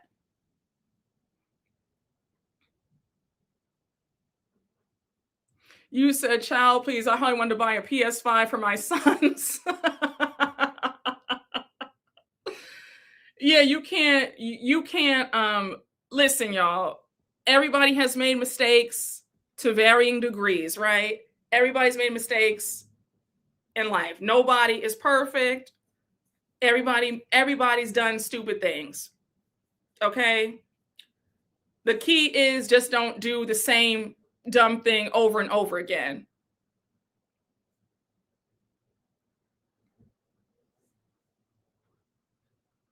A guy I used to date used to mess with a woman on the side and would give me the money she gave him. I found out about her, then she found me and told me.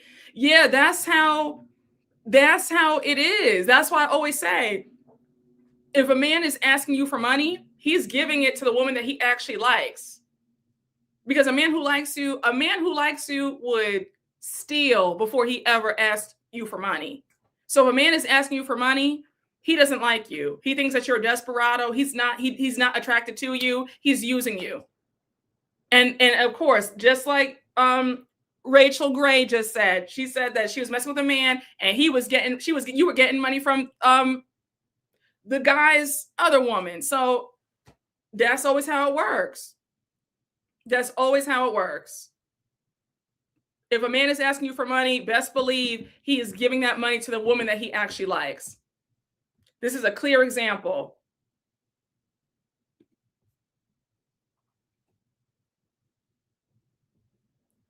Yes, exactly. Everybody makes mistakes. Everybody has those days. Everybody plays the fool sometime. Like that song, that like old song.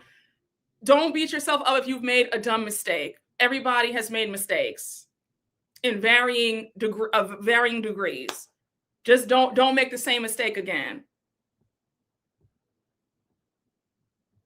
Oh wow, you're not alone. We've all made mistakes. I've done it once and sued that mother effer for my money and got it back. Oh, I'm glad you got it back. Yes, we live and learn, honey. Exactly. Yeah, Rachel Lindsay's another one. She married a bum. He's asking her for $65,000 a month in spousal support. You said, okay, Hannah Montana, nobody's perfect. Yes, very true. Very true. But not trying to be funny though. Be like Rachel, because Rachel had her man getting money from somebody else. But Rachel, you're a clear example of this. He really liked you. He liked you a lot because he was sitting up there getting money from the other woman to give to you. She was the fool and you were the winner. But listen, y'all, please stop giving money to men. I'm serious, y'all. Please. Now I know I didn't read this. If I put you up, you're not gonna be mad at me if I put your comment up because I know I didn't read. I know I'm not reading this. You already know what I'm. I'm about to put the spotlight on you. Are you serious?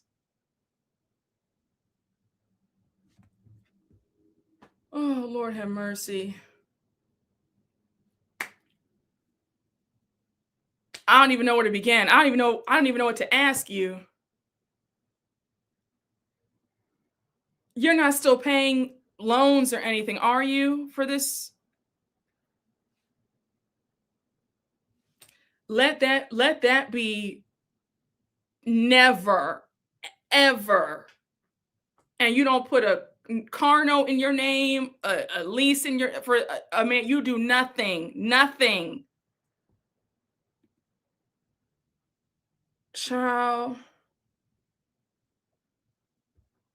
Lord have mercy.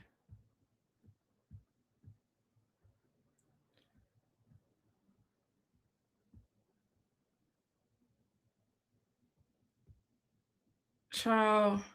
Now you gotta come back in the no, I'm about to combust, honey. I'm about y'all are trying to take me out before Christmas time.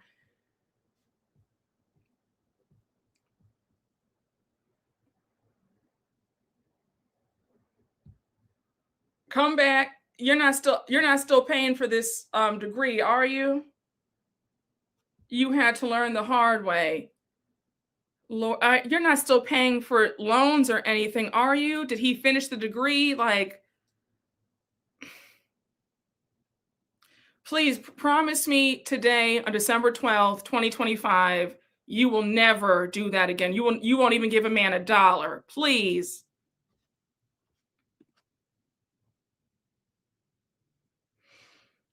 Oh Lord.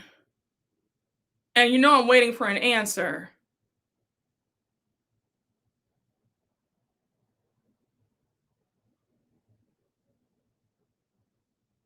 Child, y'all are trying to take me clean out. Yes, what is going on?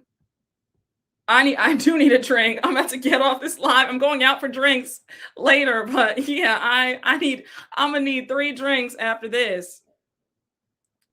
You left the chat, friend? Yes, come to the front, child. Okay, we broke up before he graduated, but I held it down for solid 2 years like an idiot.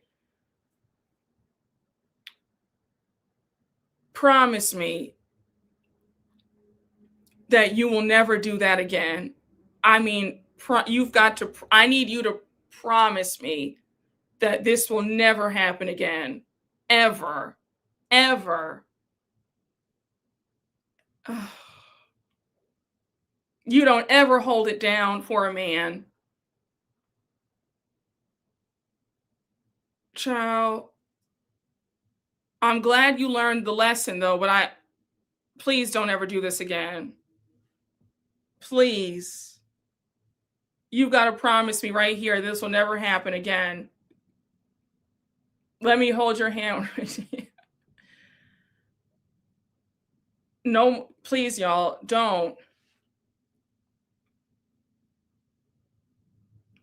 Child, y'all are trying to. Yes, baby, put your hand on the Bible and swear to God you will never do that again. I'm serious.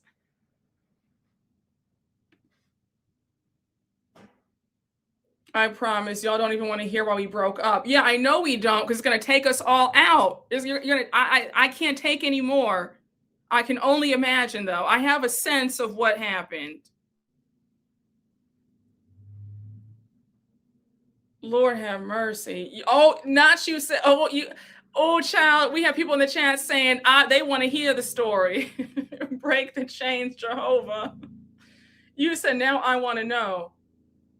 I don't think I can't take more, y'all. I can't take more. Yes, I will shut this live down. You said I can take it, tell me.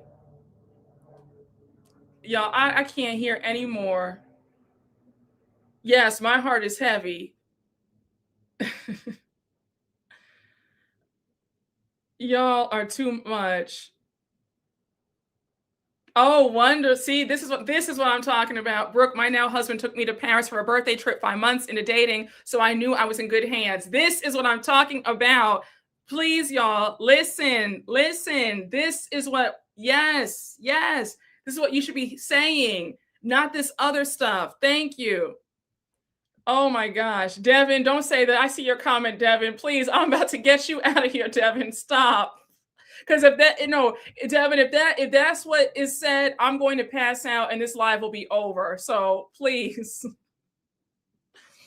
Oh my God. Yes, Jesse. This is tell the girls, please. That's a man. Yeah, Devin, I saw what you said. And if that's what it is, I'll be gone. I will be gone. You'll have to call 911 and I'll be done. I'll have to be lifted up. I'll be done. So I don't want to hear it. I don't want to hear it. Okay. Yes. I don't want to, I can't even repeat. Okay. I'll say this. If you were in the live with about the throat spray girl, she did a particular act. Yeah. I can't listen, I just can't. I can't.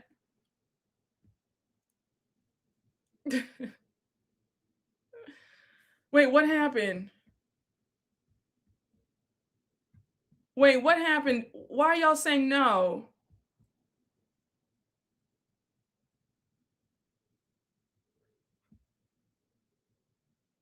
Oh my gosh. He went away for a basketball tournament and I was blowing up his phone. A girl answered and she told me how he moved her out to the state he was in. I literally just moved to America to be with him. I'm very sorry to hear that. But no, in all seriousness though, please just hear what I'm saying. If a man is asking you for money, a man should have a bunch of people to ask for help before he asks the woman that he supposedly wants for anything. If a man is asking a woman for money, there's something wrong because he should be getting another job. If he has to work 3 jobs, he should be doing that. But a man asking you for money is a telltale sign. A man asking a woman for help is a telltale sign that he sees you as a lick. Please please never do this again. And please, I'm very sorry that you had to deal with this, but let this be a lesson to just that's always how it's terrible. It's terrible. I'm very sorry to hear this. But don't worry though. It'll all work out in the end. But now you know for the future, you never do this again.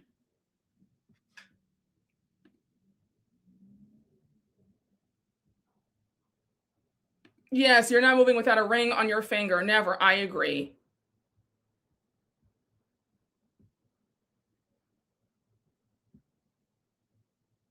Oh, I love this. Yes. My husband wooed me being happily married and together for almost 20 years. Yes, that's what I'm saying. Thank you.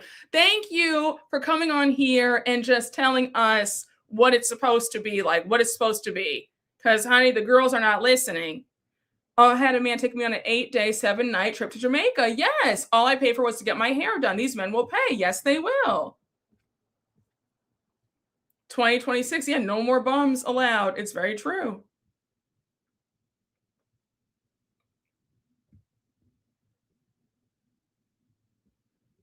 Yes, my man took me to Chicago for our anniversary and my birthday this year. Get a good man, y'all. Yes, I remember you were telling us. You were telling us you're in September about I remember that.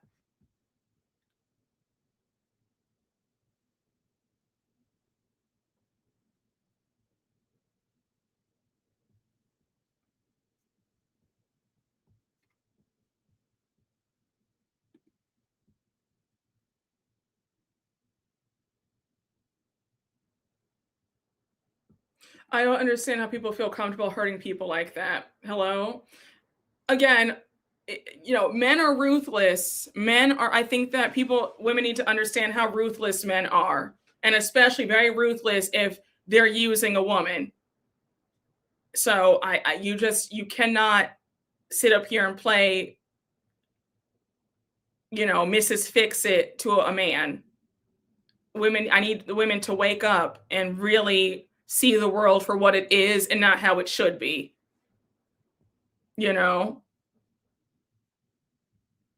My man gladly calls himself my wallet. Yes.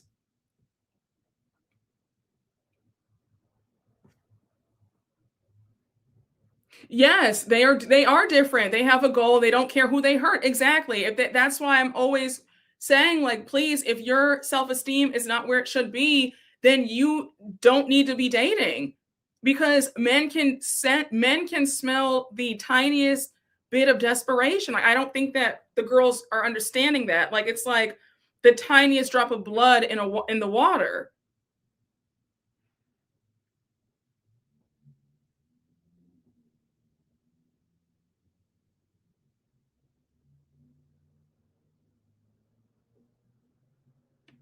I think unmotivated men will get emboldened when they find a woman who will pay their way. They do. And also men resent women's help. Like men don't fall in love that way. they resent you. You're like a mother to them. If you're helping them, they don't look at you as their lover, or they're looking at you as like a mom. Like a mom would help their son financially, not their woman. So they're not looking at you in a romantic sense when you give them money. They're not.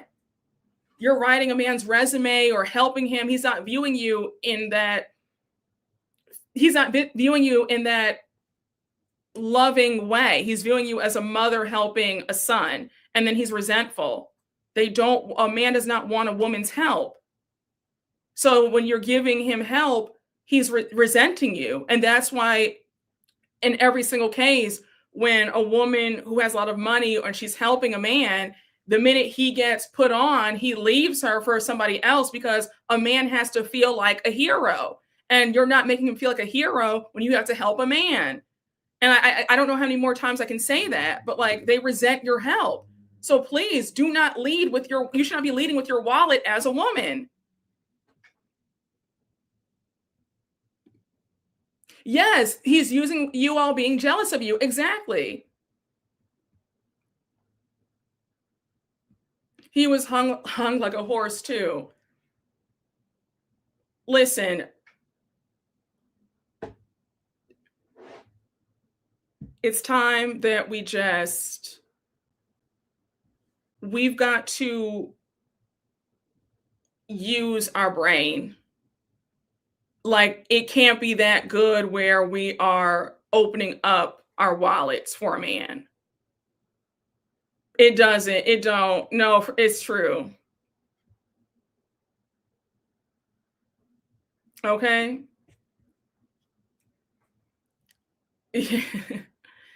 You said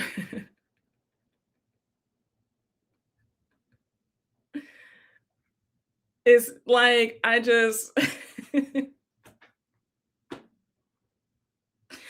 think that like one thing that was really embedded in me since the time like I started dating as a teenager, like my parents and my grandma like always said like, you don't open your wallet, period, right? Like, I've done dumb things, but I can say I've never given a man money. Like, never. That's one thing I've never done. Like, out of all the things that I've done, I've never done that. Because like that was I just knew I would feel crazy. Like, the thought never even entered into my mind. And again, I've done stupid things. Like, I'm not going to sit here and act like I've done dumb stuff. But that's one thing I've never done that.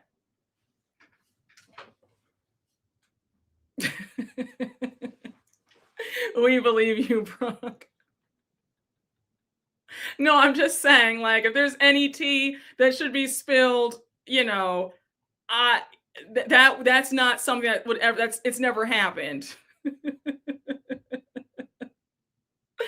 So, yeah, I'm just saying, like, yes, we've all done dumb things, but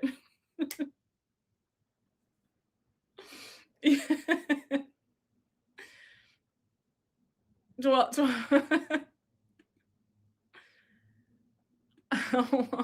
are you asking me this? Like, I don't understand the question. You must not have heard what I said. Yes, men get paid more than women.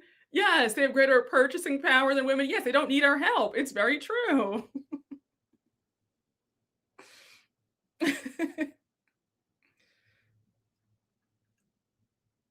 Yeah, like, yeah, exactly. Whatever that means. I'm like, I don't understand. Like, I'm not understanding the question. Like, I literally just said, I've never done that. I never paid. I mean, and they're asking me, how long has it been since I paid? Like, I don't understand the question.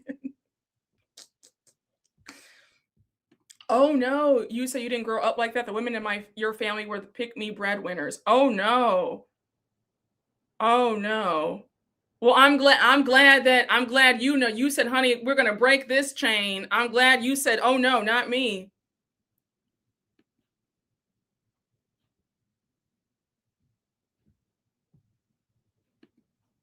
Those are the men like Candy's Todd, all about toxic masculinity until it's time for him to put his hand out for alimony. Yes, they want submissive providers.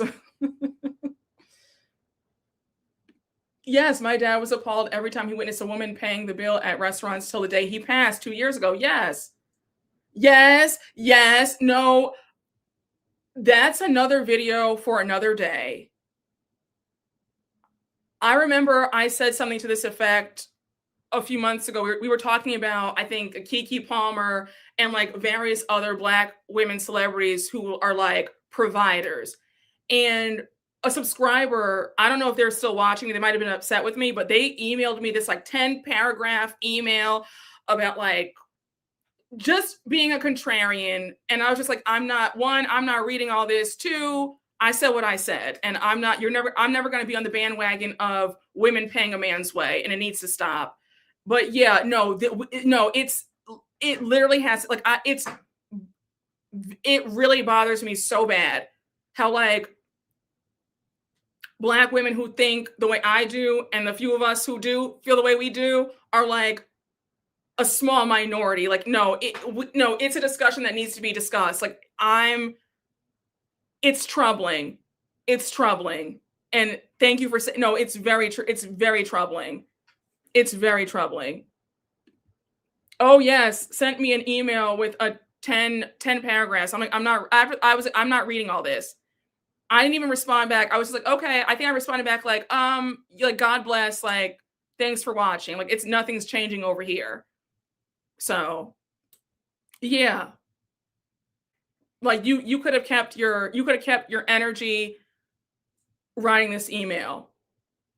A mess. Yeah, I said it ain't changing over here. Exactly.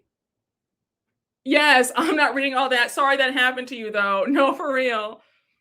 No, they thought I was going to read it and they thought that I was going to change my mind. And neither one of those things were happening. Wasn't happening. Yes, not reading all that. Congratulations or sorry that happened. No, yes, straight to junk. No, it's true. Yes, that too. That too. Yes. Yes. Yep. That's another thing.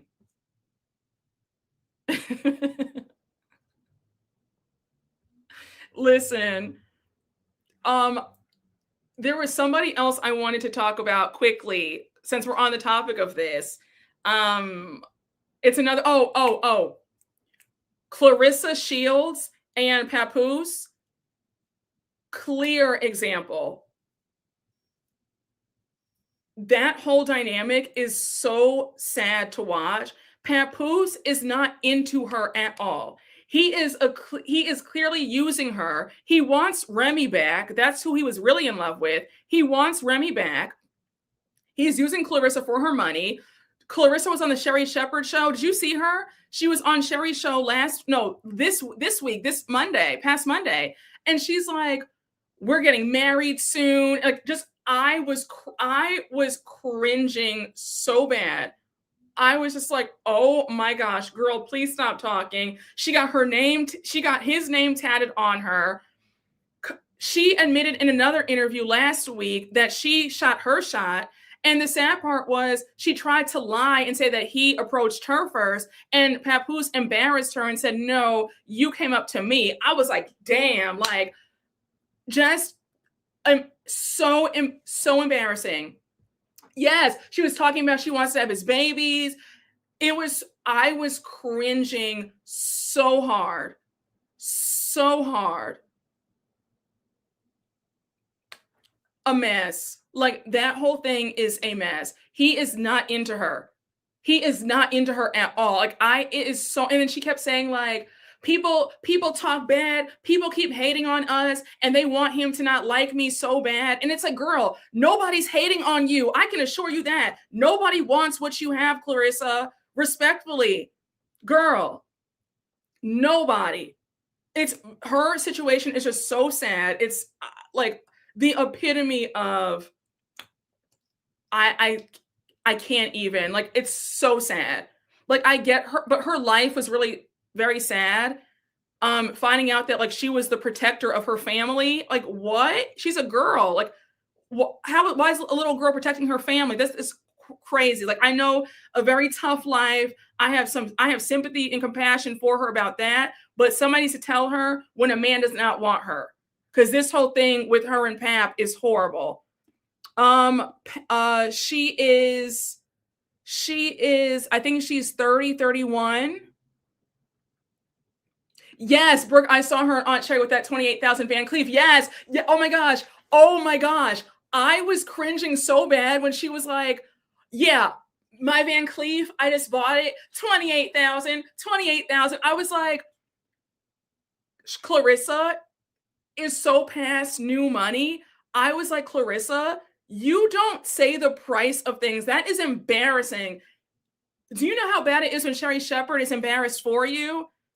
I had secondhand embarrassment. I was like, oh my gosh. I was like, Clarissa, this is so tacky and so embarrassing.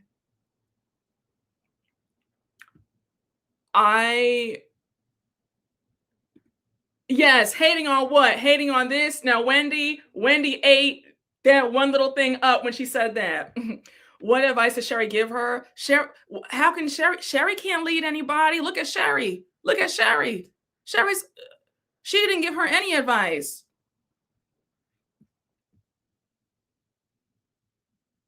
Child. No, it was embarrassing because I'm like, you don't do that. Like, it was very embarrassing. I was just like, this is very, you don't, like, well, first of all, one, people know what things cost, right? Like, you know what a single one costs, you know what, like, she had the 10 motif one, right? She had the 10 motif. So, like, the more motifs you have, the more expensive it is. Obviously, we know you spent, we know, people who know Van Cleef know how much each one is. You don't need to say the price. It's just tacky. It's just, you don't say it's just very, it's low brow. It's embarrassing. It was embarrassing. I almost took mine off because I was so embarrassed that I was like, oh, she has one. Now I don't even want to wear mine anymore. It's embarrassing. And Sherry Shepherd was appalled. It was so embarrassing. And the whole crowd was just kind of like, and then she bought something else. She bought a Rolex. And she was like, yeah, and the Rolex, 16 grand. I was like, oh my gosh, like, I was cringing. So yes, no, you feel the third hand embarrassment. No, I was like, very bridging tunnel. No, I want to take mine off now. Like, I'm embarrassed. Like, I don't like it was very embarrassing. It was like, wow, this is embarrassing. It was very tacky.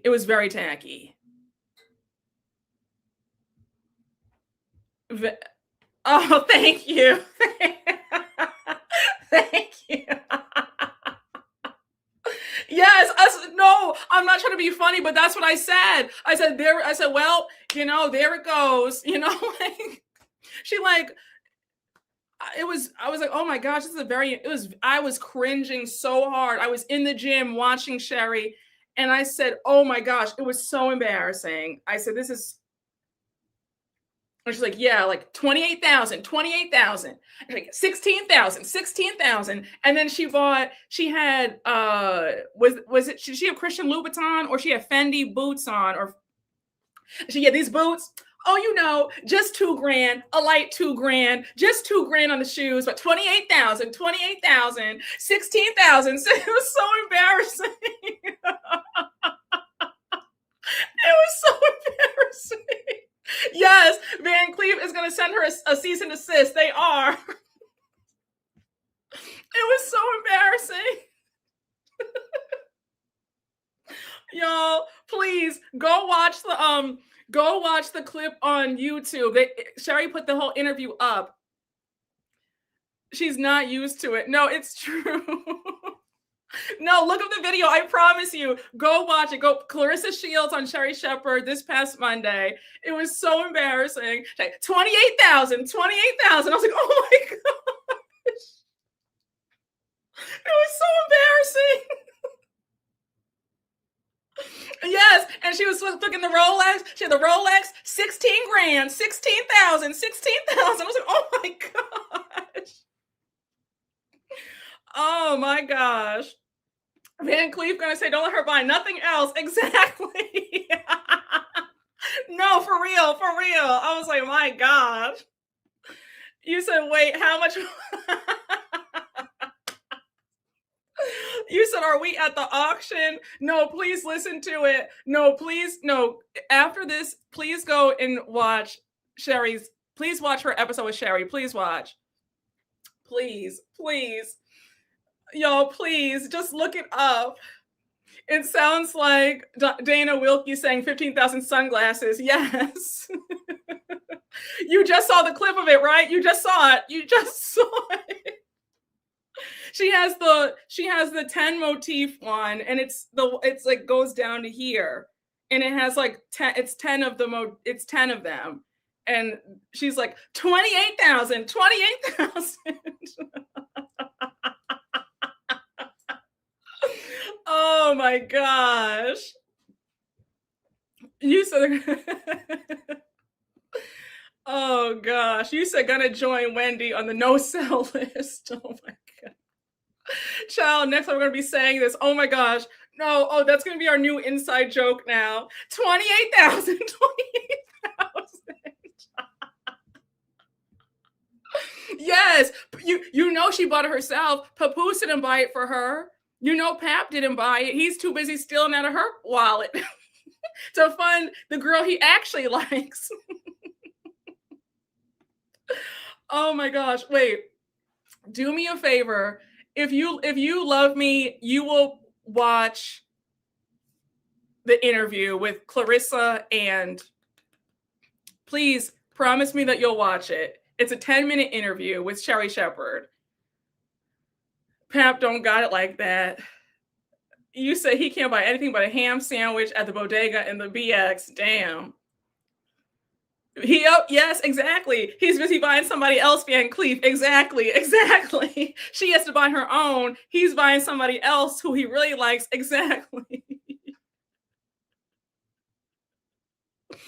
Oh my gosh, Brooke, you saw it. She said so nonchalantly and weird. I'm definitely watching after this live. This is a mess. I'll try for you, Brooke. She has no media training. I said, damn.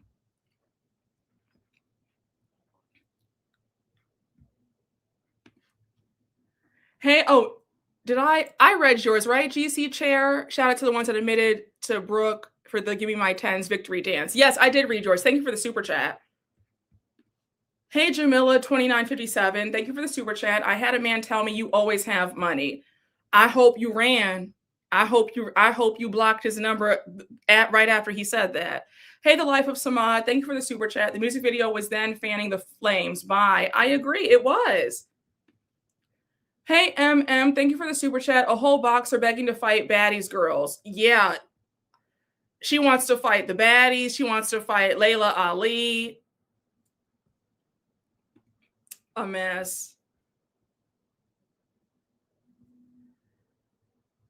Oh, we're just cutting up about everything. You know how we do over here. I'll watch it just for you. Thank you. I love you right back. Oh, no, you didn't. You said the Black Love merchandise isn't selling like it used to. Don't start. Sherry is an OG. I know. She married 2 bums.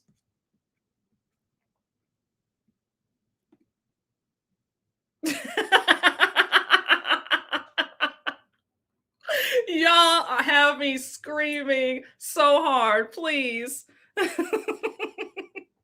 She needed to fight her intrusive thoughts about shouting that 28,000.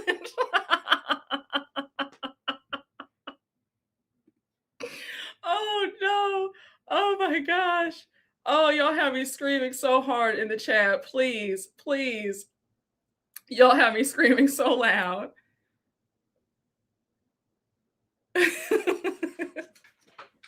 You said Sherry was probably taking notes from Clarissa. You know it. And then 50 Cent was on Sherry's show yesterday. and he was promoting the documentary, the Diddy documentary that he did, which was really good, by the way. But the constant talk about Vivica Fox, like Vivica Fox makes herself, it's embarrassing to still be talking about 50 Cent, because Vivica Fox was on Sherry's show last week and they brought him up again. It's like, you guys dated 23 years ago. Let that go. And you only dated for 4 months. It gives desperado. And then you have Sherry Shepherd hitting on him. And she's like, is there a statute of limitations on when two friends can mess with the same man? It's just like, I've never found that whole thing funny of how Sherry hits on men. I just don't like it. It's when she was hitting on Lenny Kravitz when he came on her show last year. I was just like, oh my gosh, like Sherry loves that. And then there's another comedian who does that all the time with men. It drives me nuts. It drives me insane. It'll come to me. Yes, when she said that about he was the love of her life, I was like, you don't ever do that. Like, why would you? It's just, I just need for the women of all ages to stop the foolishness. Yes, thank you. That's what I meant to say. Yes, Lonnie Love does it all the time. Those jokes about, like, can you bench press 260 or 280, like referring to her, like, it's not funny. Like, it's just very desperate. She does it all the time. Like, it's not funny. And like the fawning over them and like drooling over them. It's like a mess. Yes. Yes. Leslie Jones. Yes. I don't, that brand of humor is not funny to me. I don't like it.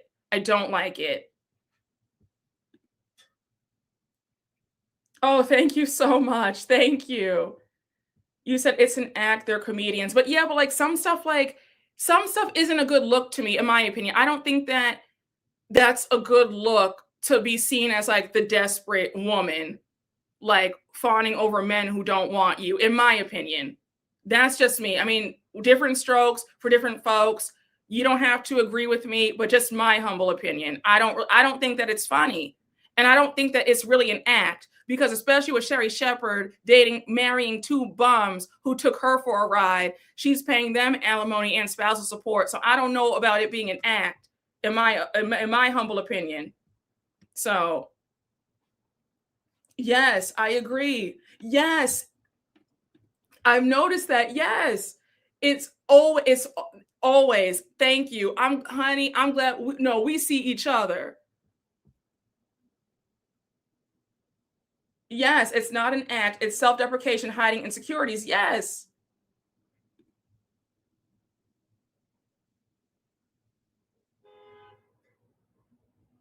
Yeah, I never thought the Parkers was funny. I like forgive me. I never found the Parkers to be funny. I didn't think that whole thing about her chasing Professor Ogilvy was funny. I don't know if folks found that funny. It wasn't funny. Why would you? What? Child, listen. Let me be quiet, because I don't want to get sent some 10-page email from somebody saying that I'm being too harsh. So let me be quiet. But that's just how I feel.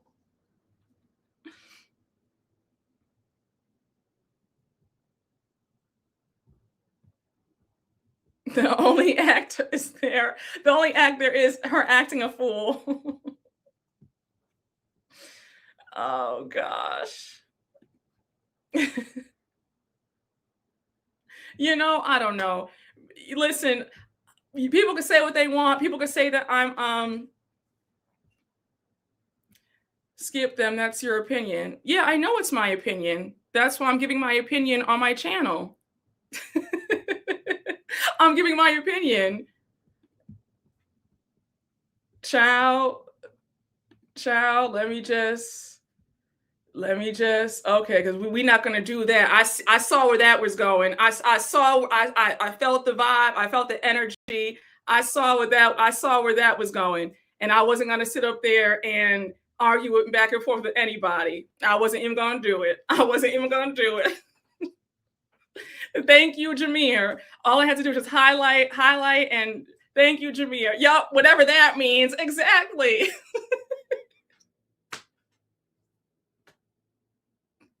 Like, just Yes, honey. Take that bass out of your voice. Okay.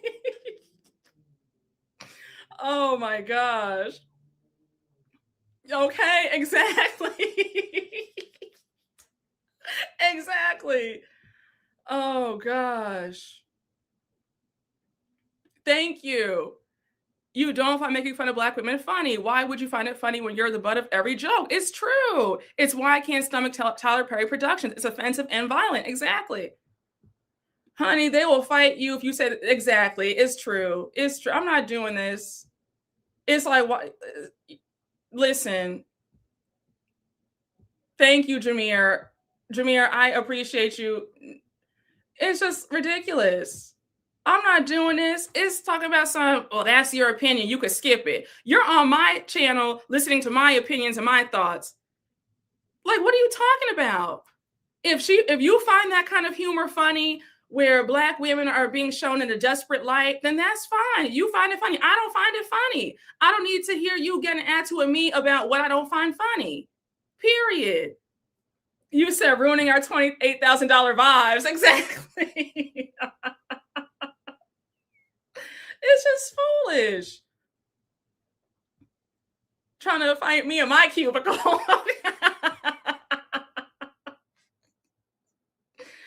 Oh my gosh. Thank you. Thank you so much. Thank you.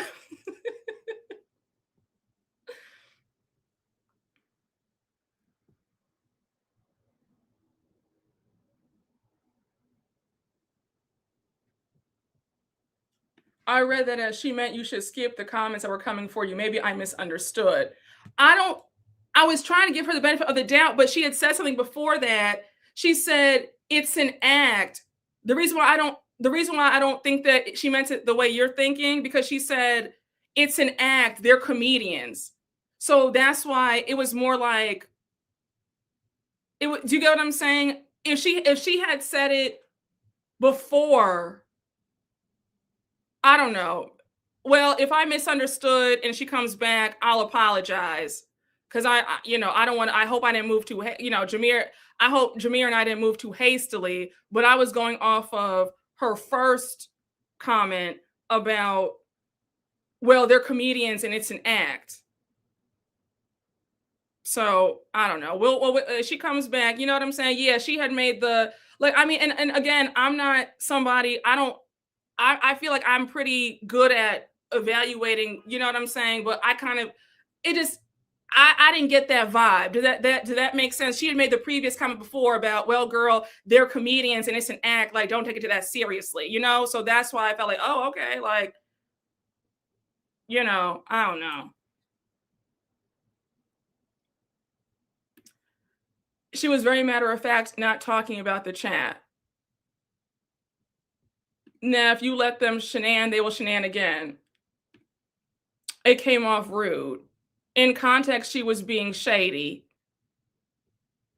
That's no, listen, I feel like I'm pretty good at not jumping the gun. You know what I'm saying? Had she not made the comment beforehand, I wouldn't have, but she had said before, like, girl, it's an act. They're comedians. Like, so I don't know. Well, if she comes back and lets me know that she wasn't, but then again, but think about it though.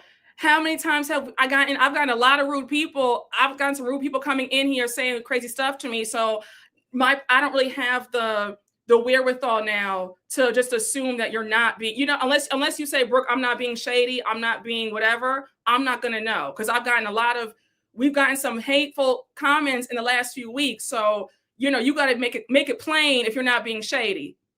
She could send an email. I give you credit, Brooke. I noticed she complimented you, then switched up. Better safe than sorry. It was giving froggy. Well, I almost thought the same thing too, but their previous comment. Oh, I read it differently as well. I know from another channel. I think she was agreeing with you. Okay, well, if I misspoke, if I took it wrong, let her know. My bad. I apologize. I guess I'm quick. Jameer's quick because we've gotten a lot. chat has been infiltrated by some trolls these past few weeks.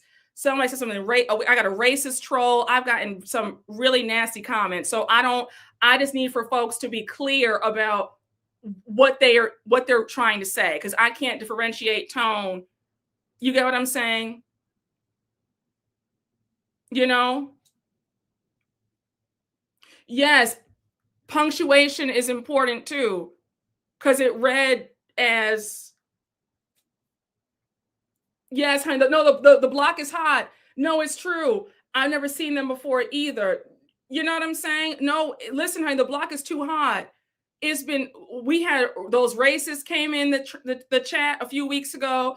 The folks try to jump me on the Potomac Live 3 weeks ago.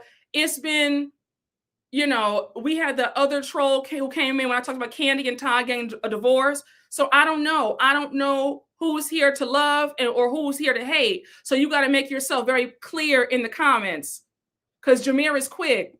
Jameer is quick.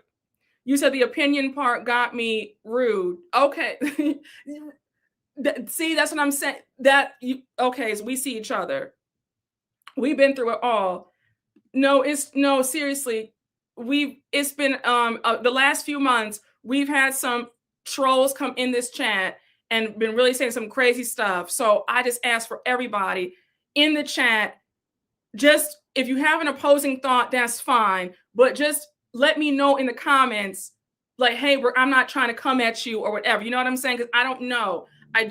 We've had the last few weeks, we've gotten some weirdos coming in this chat talking crazy. And Jameer, if he sees it, if I highlight the comment, he's just going to take you out.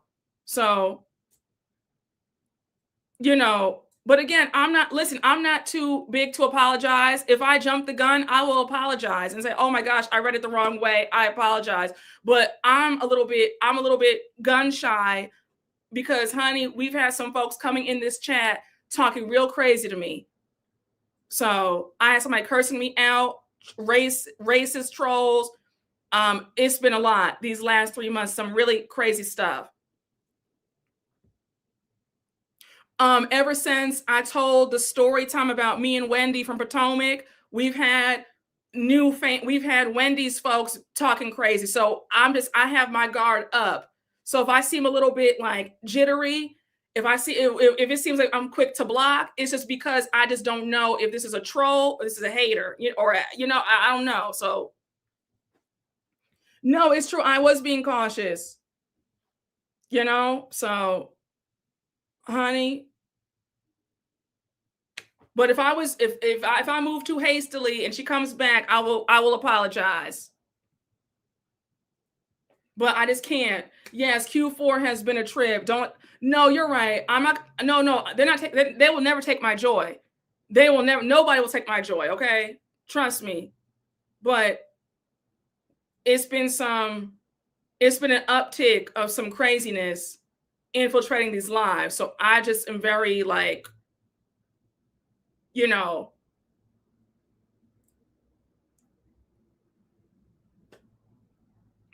So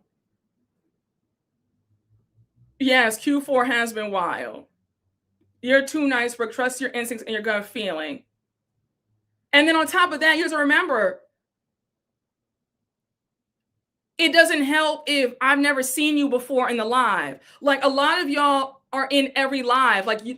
We have a rapport. So like, if you say something, I don't need to necessarily know. You don't need to necessarily put an LOL or whatever, because I know that we have a rapport, right? But if you're brand new and if I've never seen your name before, I don't know that. I don't know if you're trying to come for me and bust up the live. You know what I'm saying? So, child. Hey, 99 brushes. Thank you for the super chat. Brooke, I got you if you need more mods. Okay, yes. It has been a little crazy around here lately. I'm ready to windmill. Okay, yes. Well, send me an email. Yes. I appreciate that. Thank you. Yes, you said we've been here. No, you know what I'm saying? Yes, I guarantee the trolls are Wendy's people. They try to throw that racist ish to try to throw us off their scent. They aren't slick. The thought crossed my mind, but it's been an uptick ever since I told that Wendy story. The people are mad at me. The people are mad at me, honey. So it's been an uptick of nonsense in my comments. in the lives. So I just, I'm a little bit, I'm quicker than usual. So, you said you come in peace. I appreciate you. Thank you. You said new here. No, honey, people come in here to bust up the live and just kill the vibe. We got a hater 2 weeks ago talking real nasty and real crazy. Somebody told me to shut the F up in my own live 2 weeks ago. So I'm so sorry if I have no patience. If I get the whiff that you're coming here with hate, then you're out. You know what I can't take that chance. Somebody telling you to shut the F up on your channel. For those of y'all who were there at the Candy and Todd live, they told me to shut the F up. Absolutely not. Absolutely not. So I can't take that chance. I can't take that chance. I don't want to argue with anybody on a live. So, yes, you were there. You remember that. You remember that. Brooke, we don't always agree, but I do say no shade, but I feel like this or that, that's all that needs to happen. Yes. So, child. Yeah, Jameer got him right on out. Honey, I was in shock. Crazy, honey. So listen, I just feel like I just can't take that chance because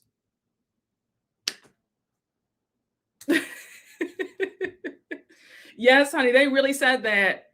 They really said that. I was just like, oh, you've lost your mind. I was too shocked to like get mad, but I was like, oh no, you're out of here. I could not believe it. But everybody else in the chat ripped them up. So,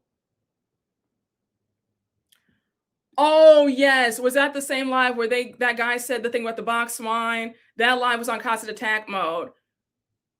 If it wasn't that live, it was either that live or it was the next live where I talked about Candy and Todd.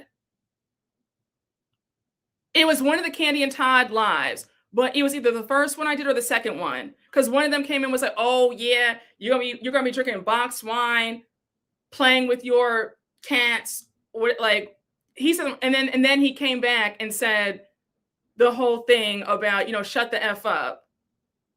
Like shut the F up and just like it was in pay a man's bills or something crazy. I was like, wait, what? Like just a mess. Yes, no, you're right. You're right. I do not and I will not accept disrespect in my own home. Okay. Yes, a mess. A mess.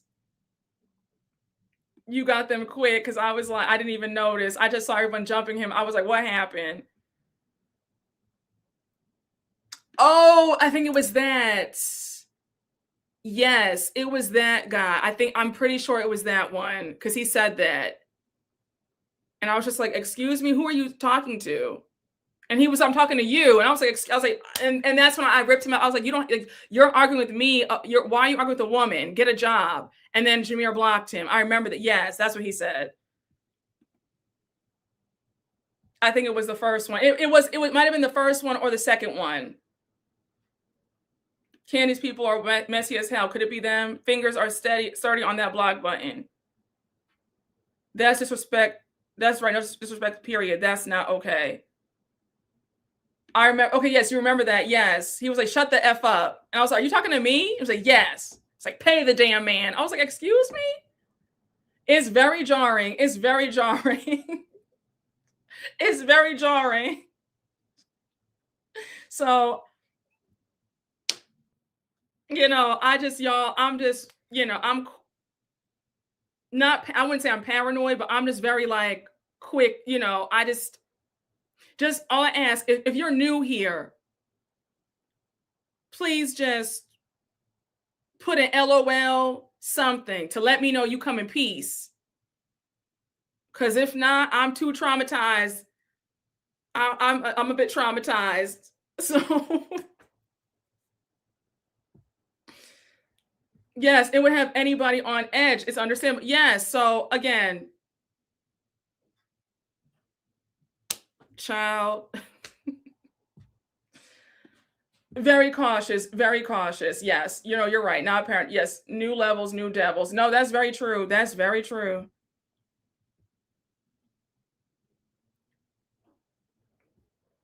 Thank you. I appreciate you.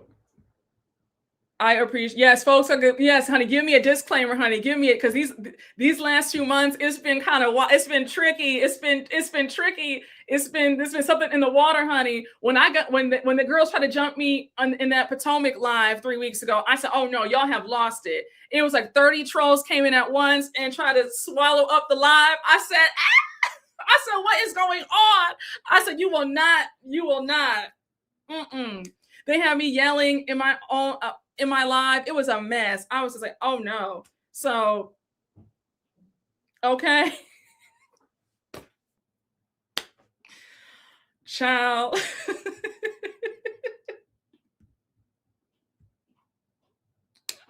Y'all, I just said, what is going on? What is going on, Lord?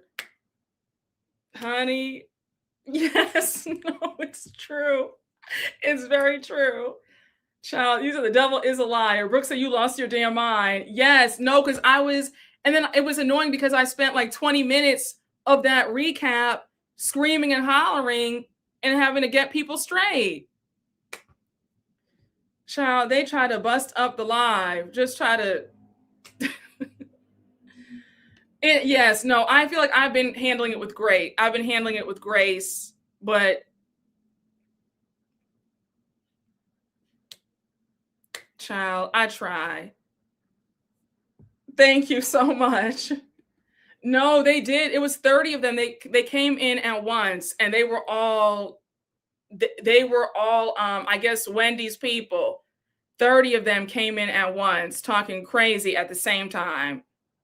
And it was, and like all like Jameer and Ayana. I had 3 moderators that day, or 2 moderators, Jameer, Ayana. I think it was the Dime 10 Diva. She was in there, and it was them and me having to block people because it was like 30 of them came in the chat and just started talking crazy. So I was like, oh my gosh. So yeah. That's how I feel too. But y'all, child, sometimes I wonder if those are bots. I've thought that too, because I'm not recognizing the usernames. And I wonder that too. I've wondered about that as well. Yes, no, thank you. I appreciate you. Thank you. Oh no. I've seen that happen on other people's lives. Uh-huh. Yes, I've noticed an uptick in trolls since I told the story about Wendy. I've noticed it. It's been really, like, it's been very unsettling. It's been very weird. I've noticed it's really, and it's like, where were all of these fans when I was defending Wendy all those years? So it's very bizarre. It's very bizarre. But I've noticed it's been an uptick for sure. For sure.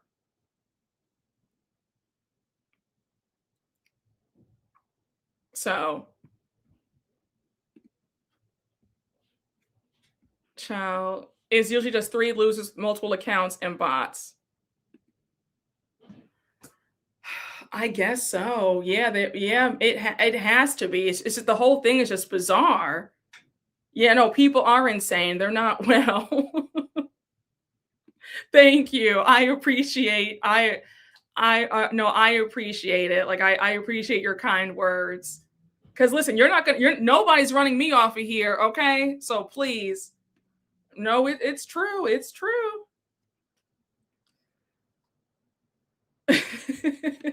No, you have to have very thick skin. Like, no, you have to. You have to. Oh, thank you so much. Oh no. But guys, I'm gonna let y'all go.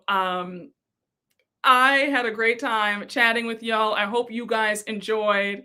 And I will see you all for something else. Okay, I'll see you for Potomac. All right. But guys, I love y'all. Shout out to my moderators. Shout out to Jameer. Shout out to everybody. I love y'all down. Okay. But I appreciate y'all. and I will see you all soon, and we will talk later. Okay, bye, guys. And remember, 28,000, 28,000. Bye, y'all.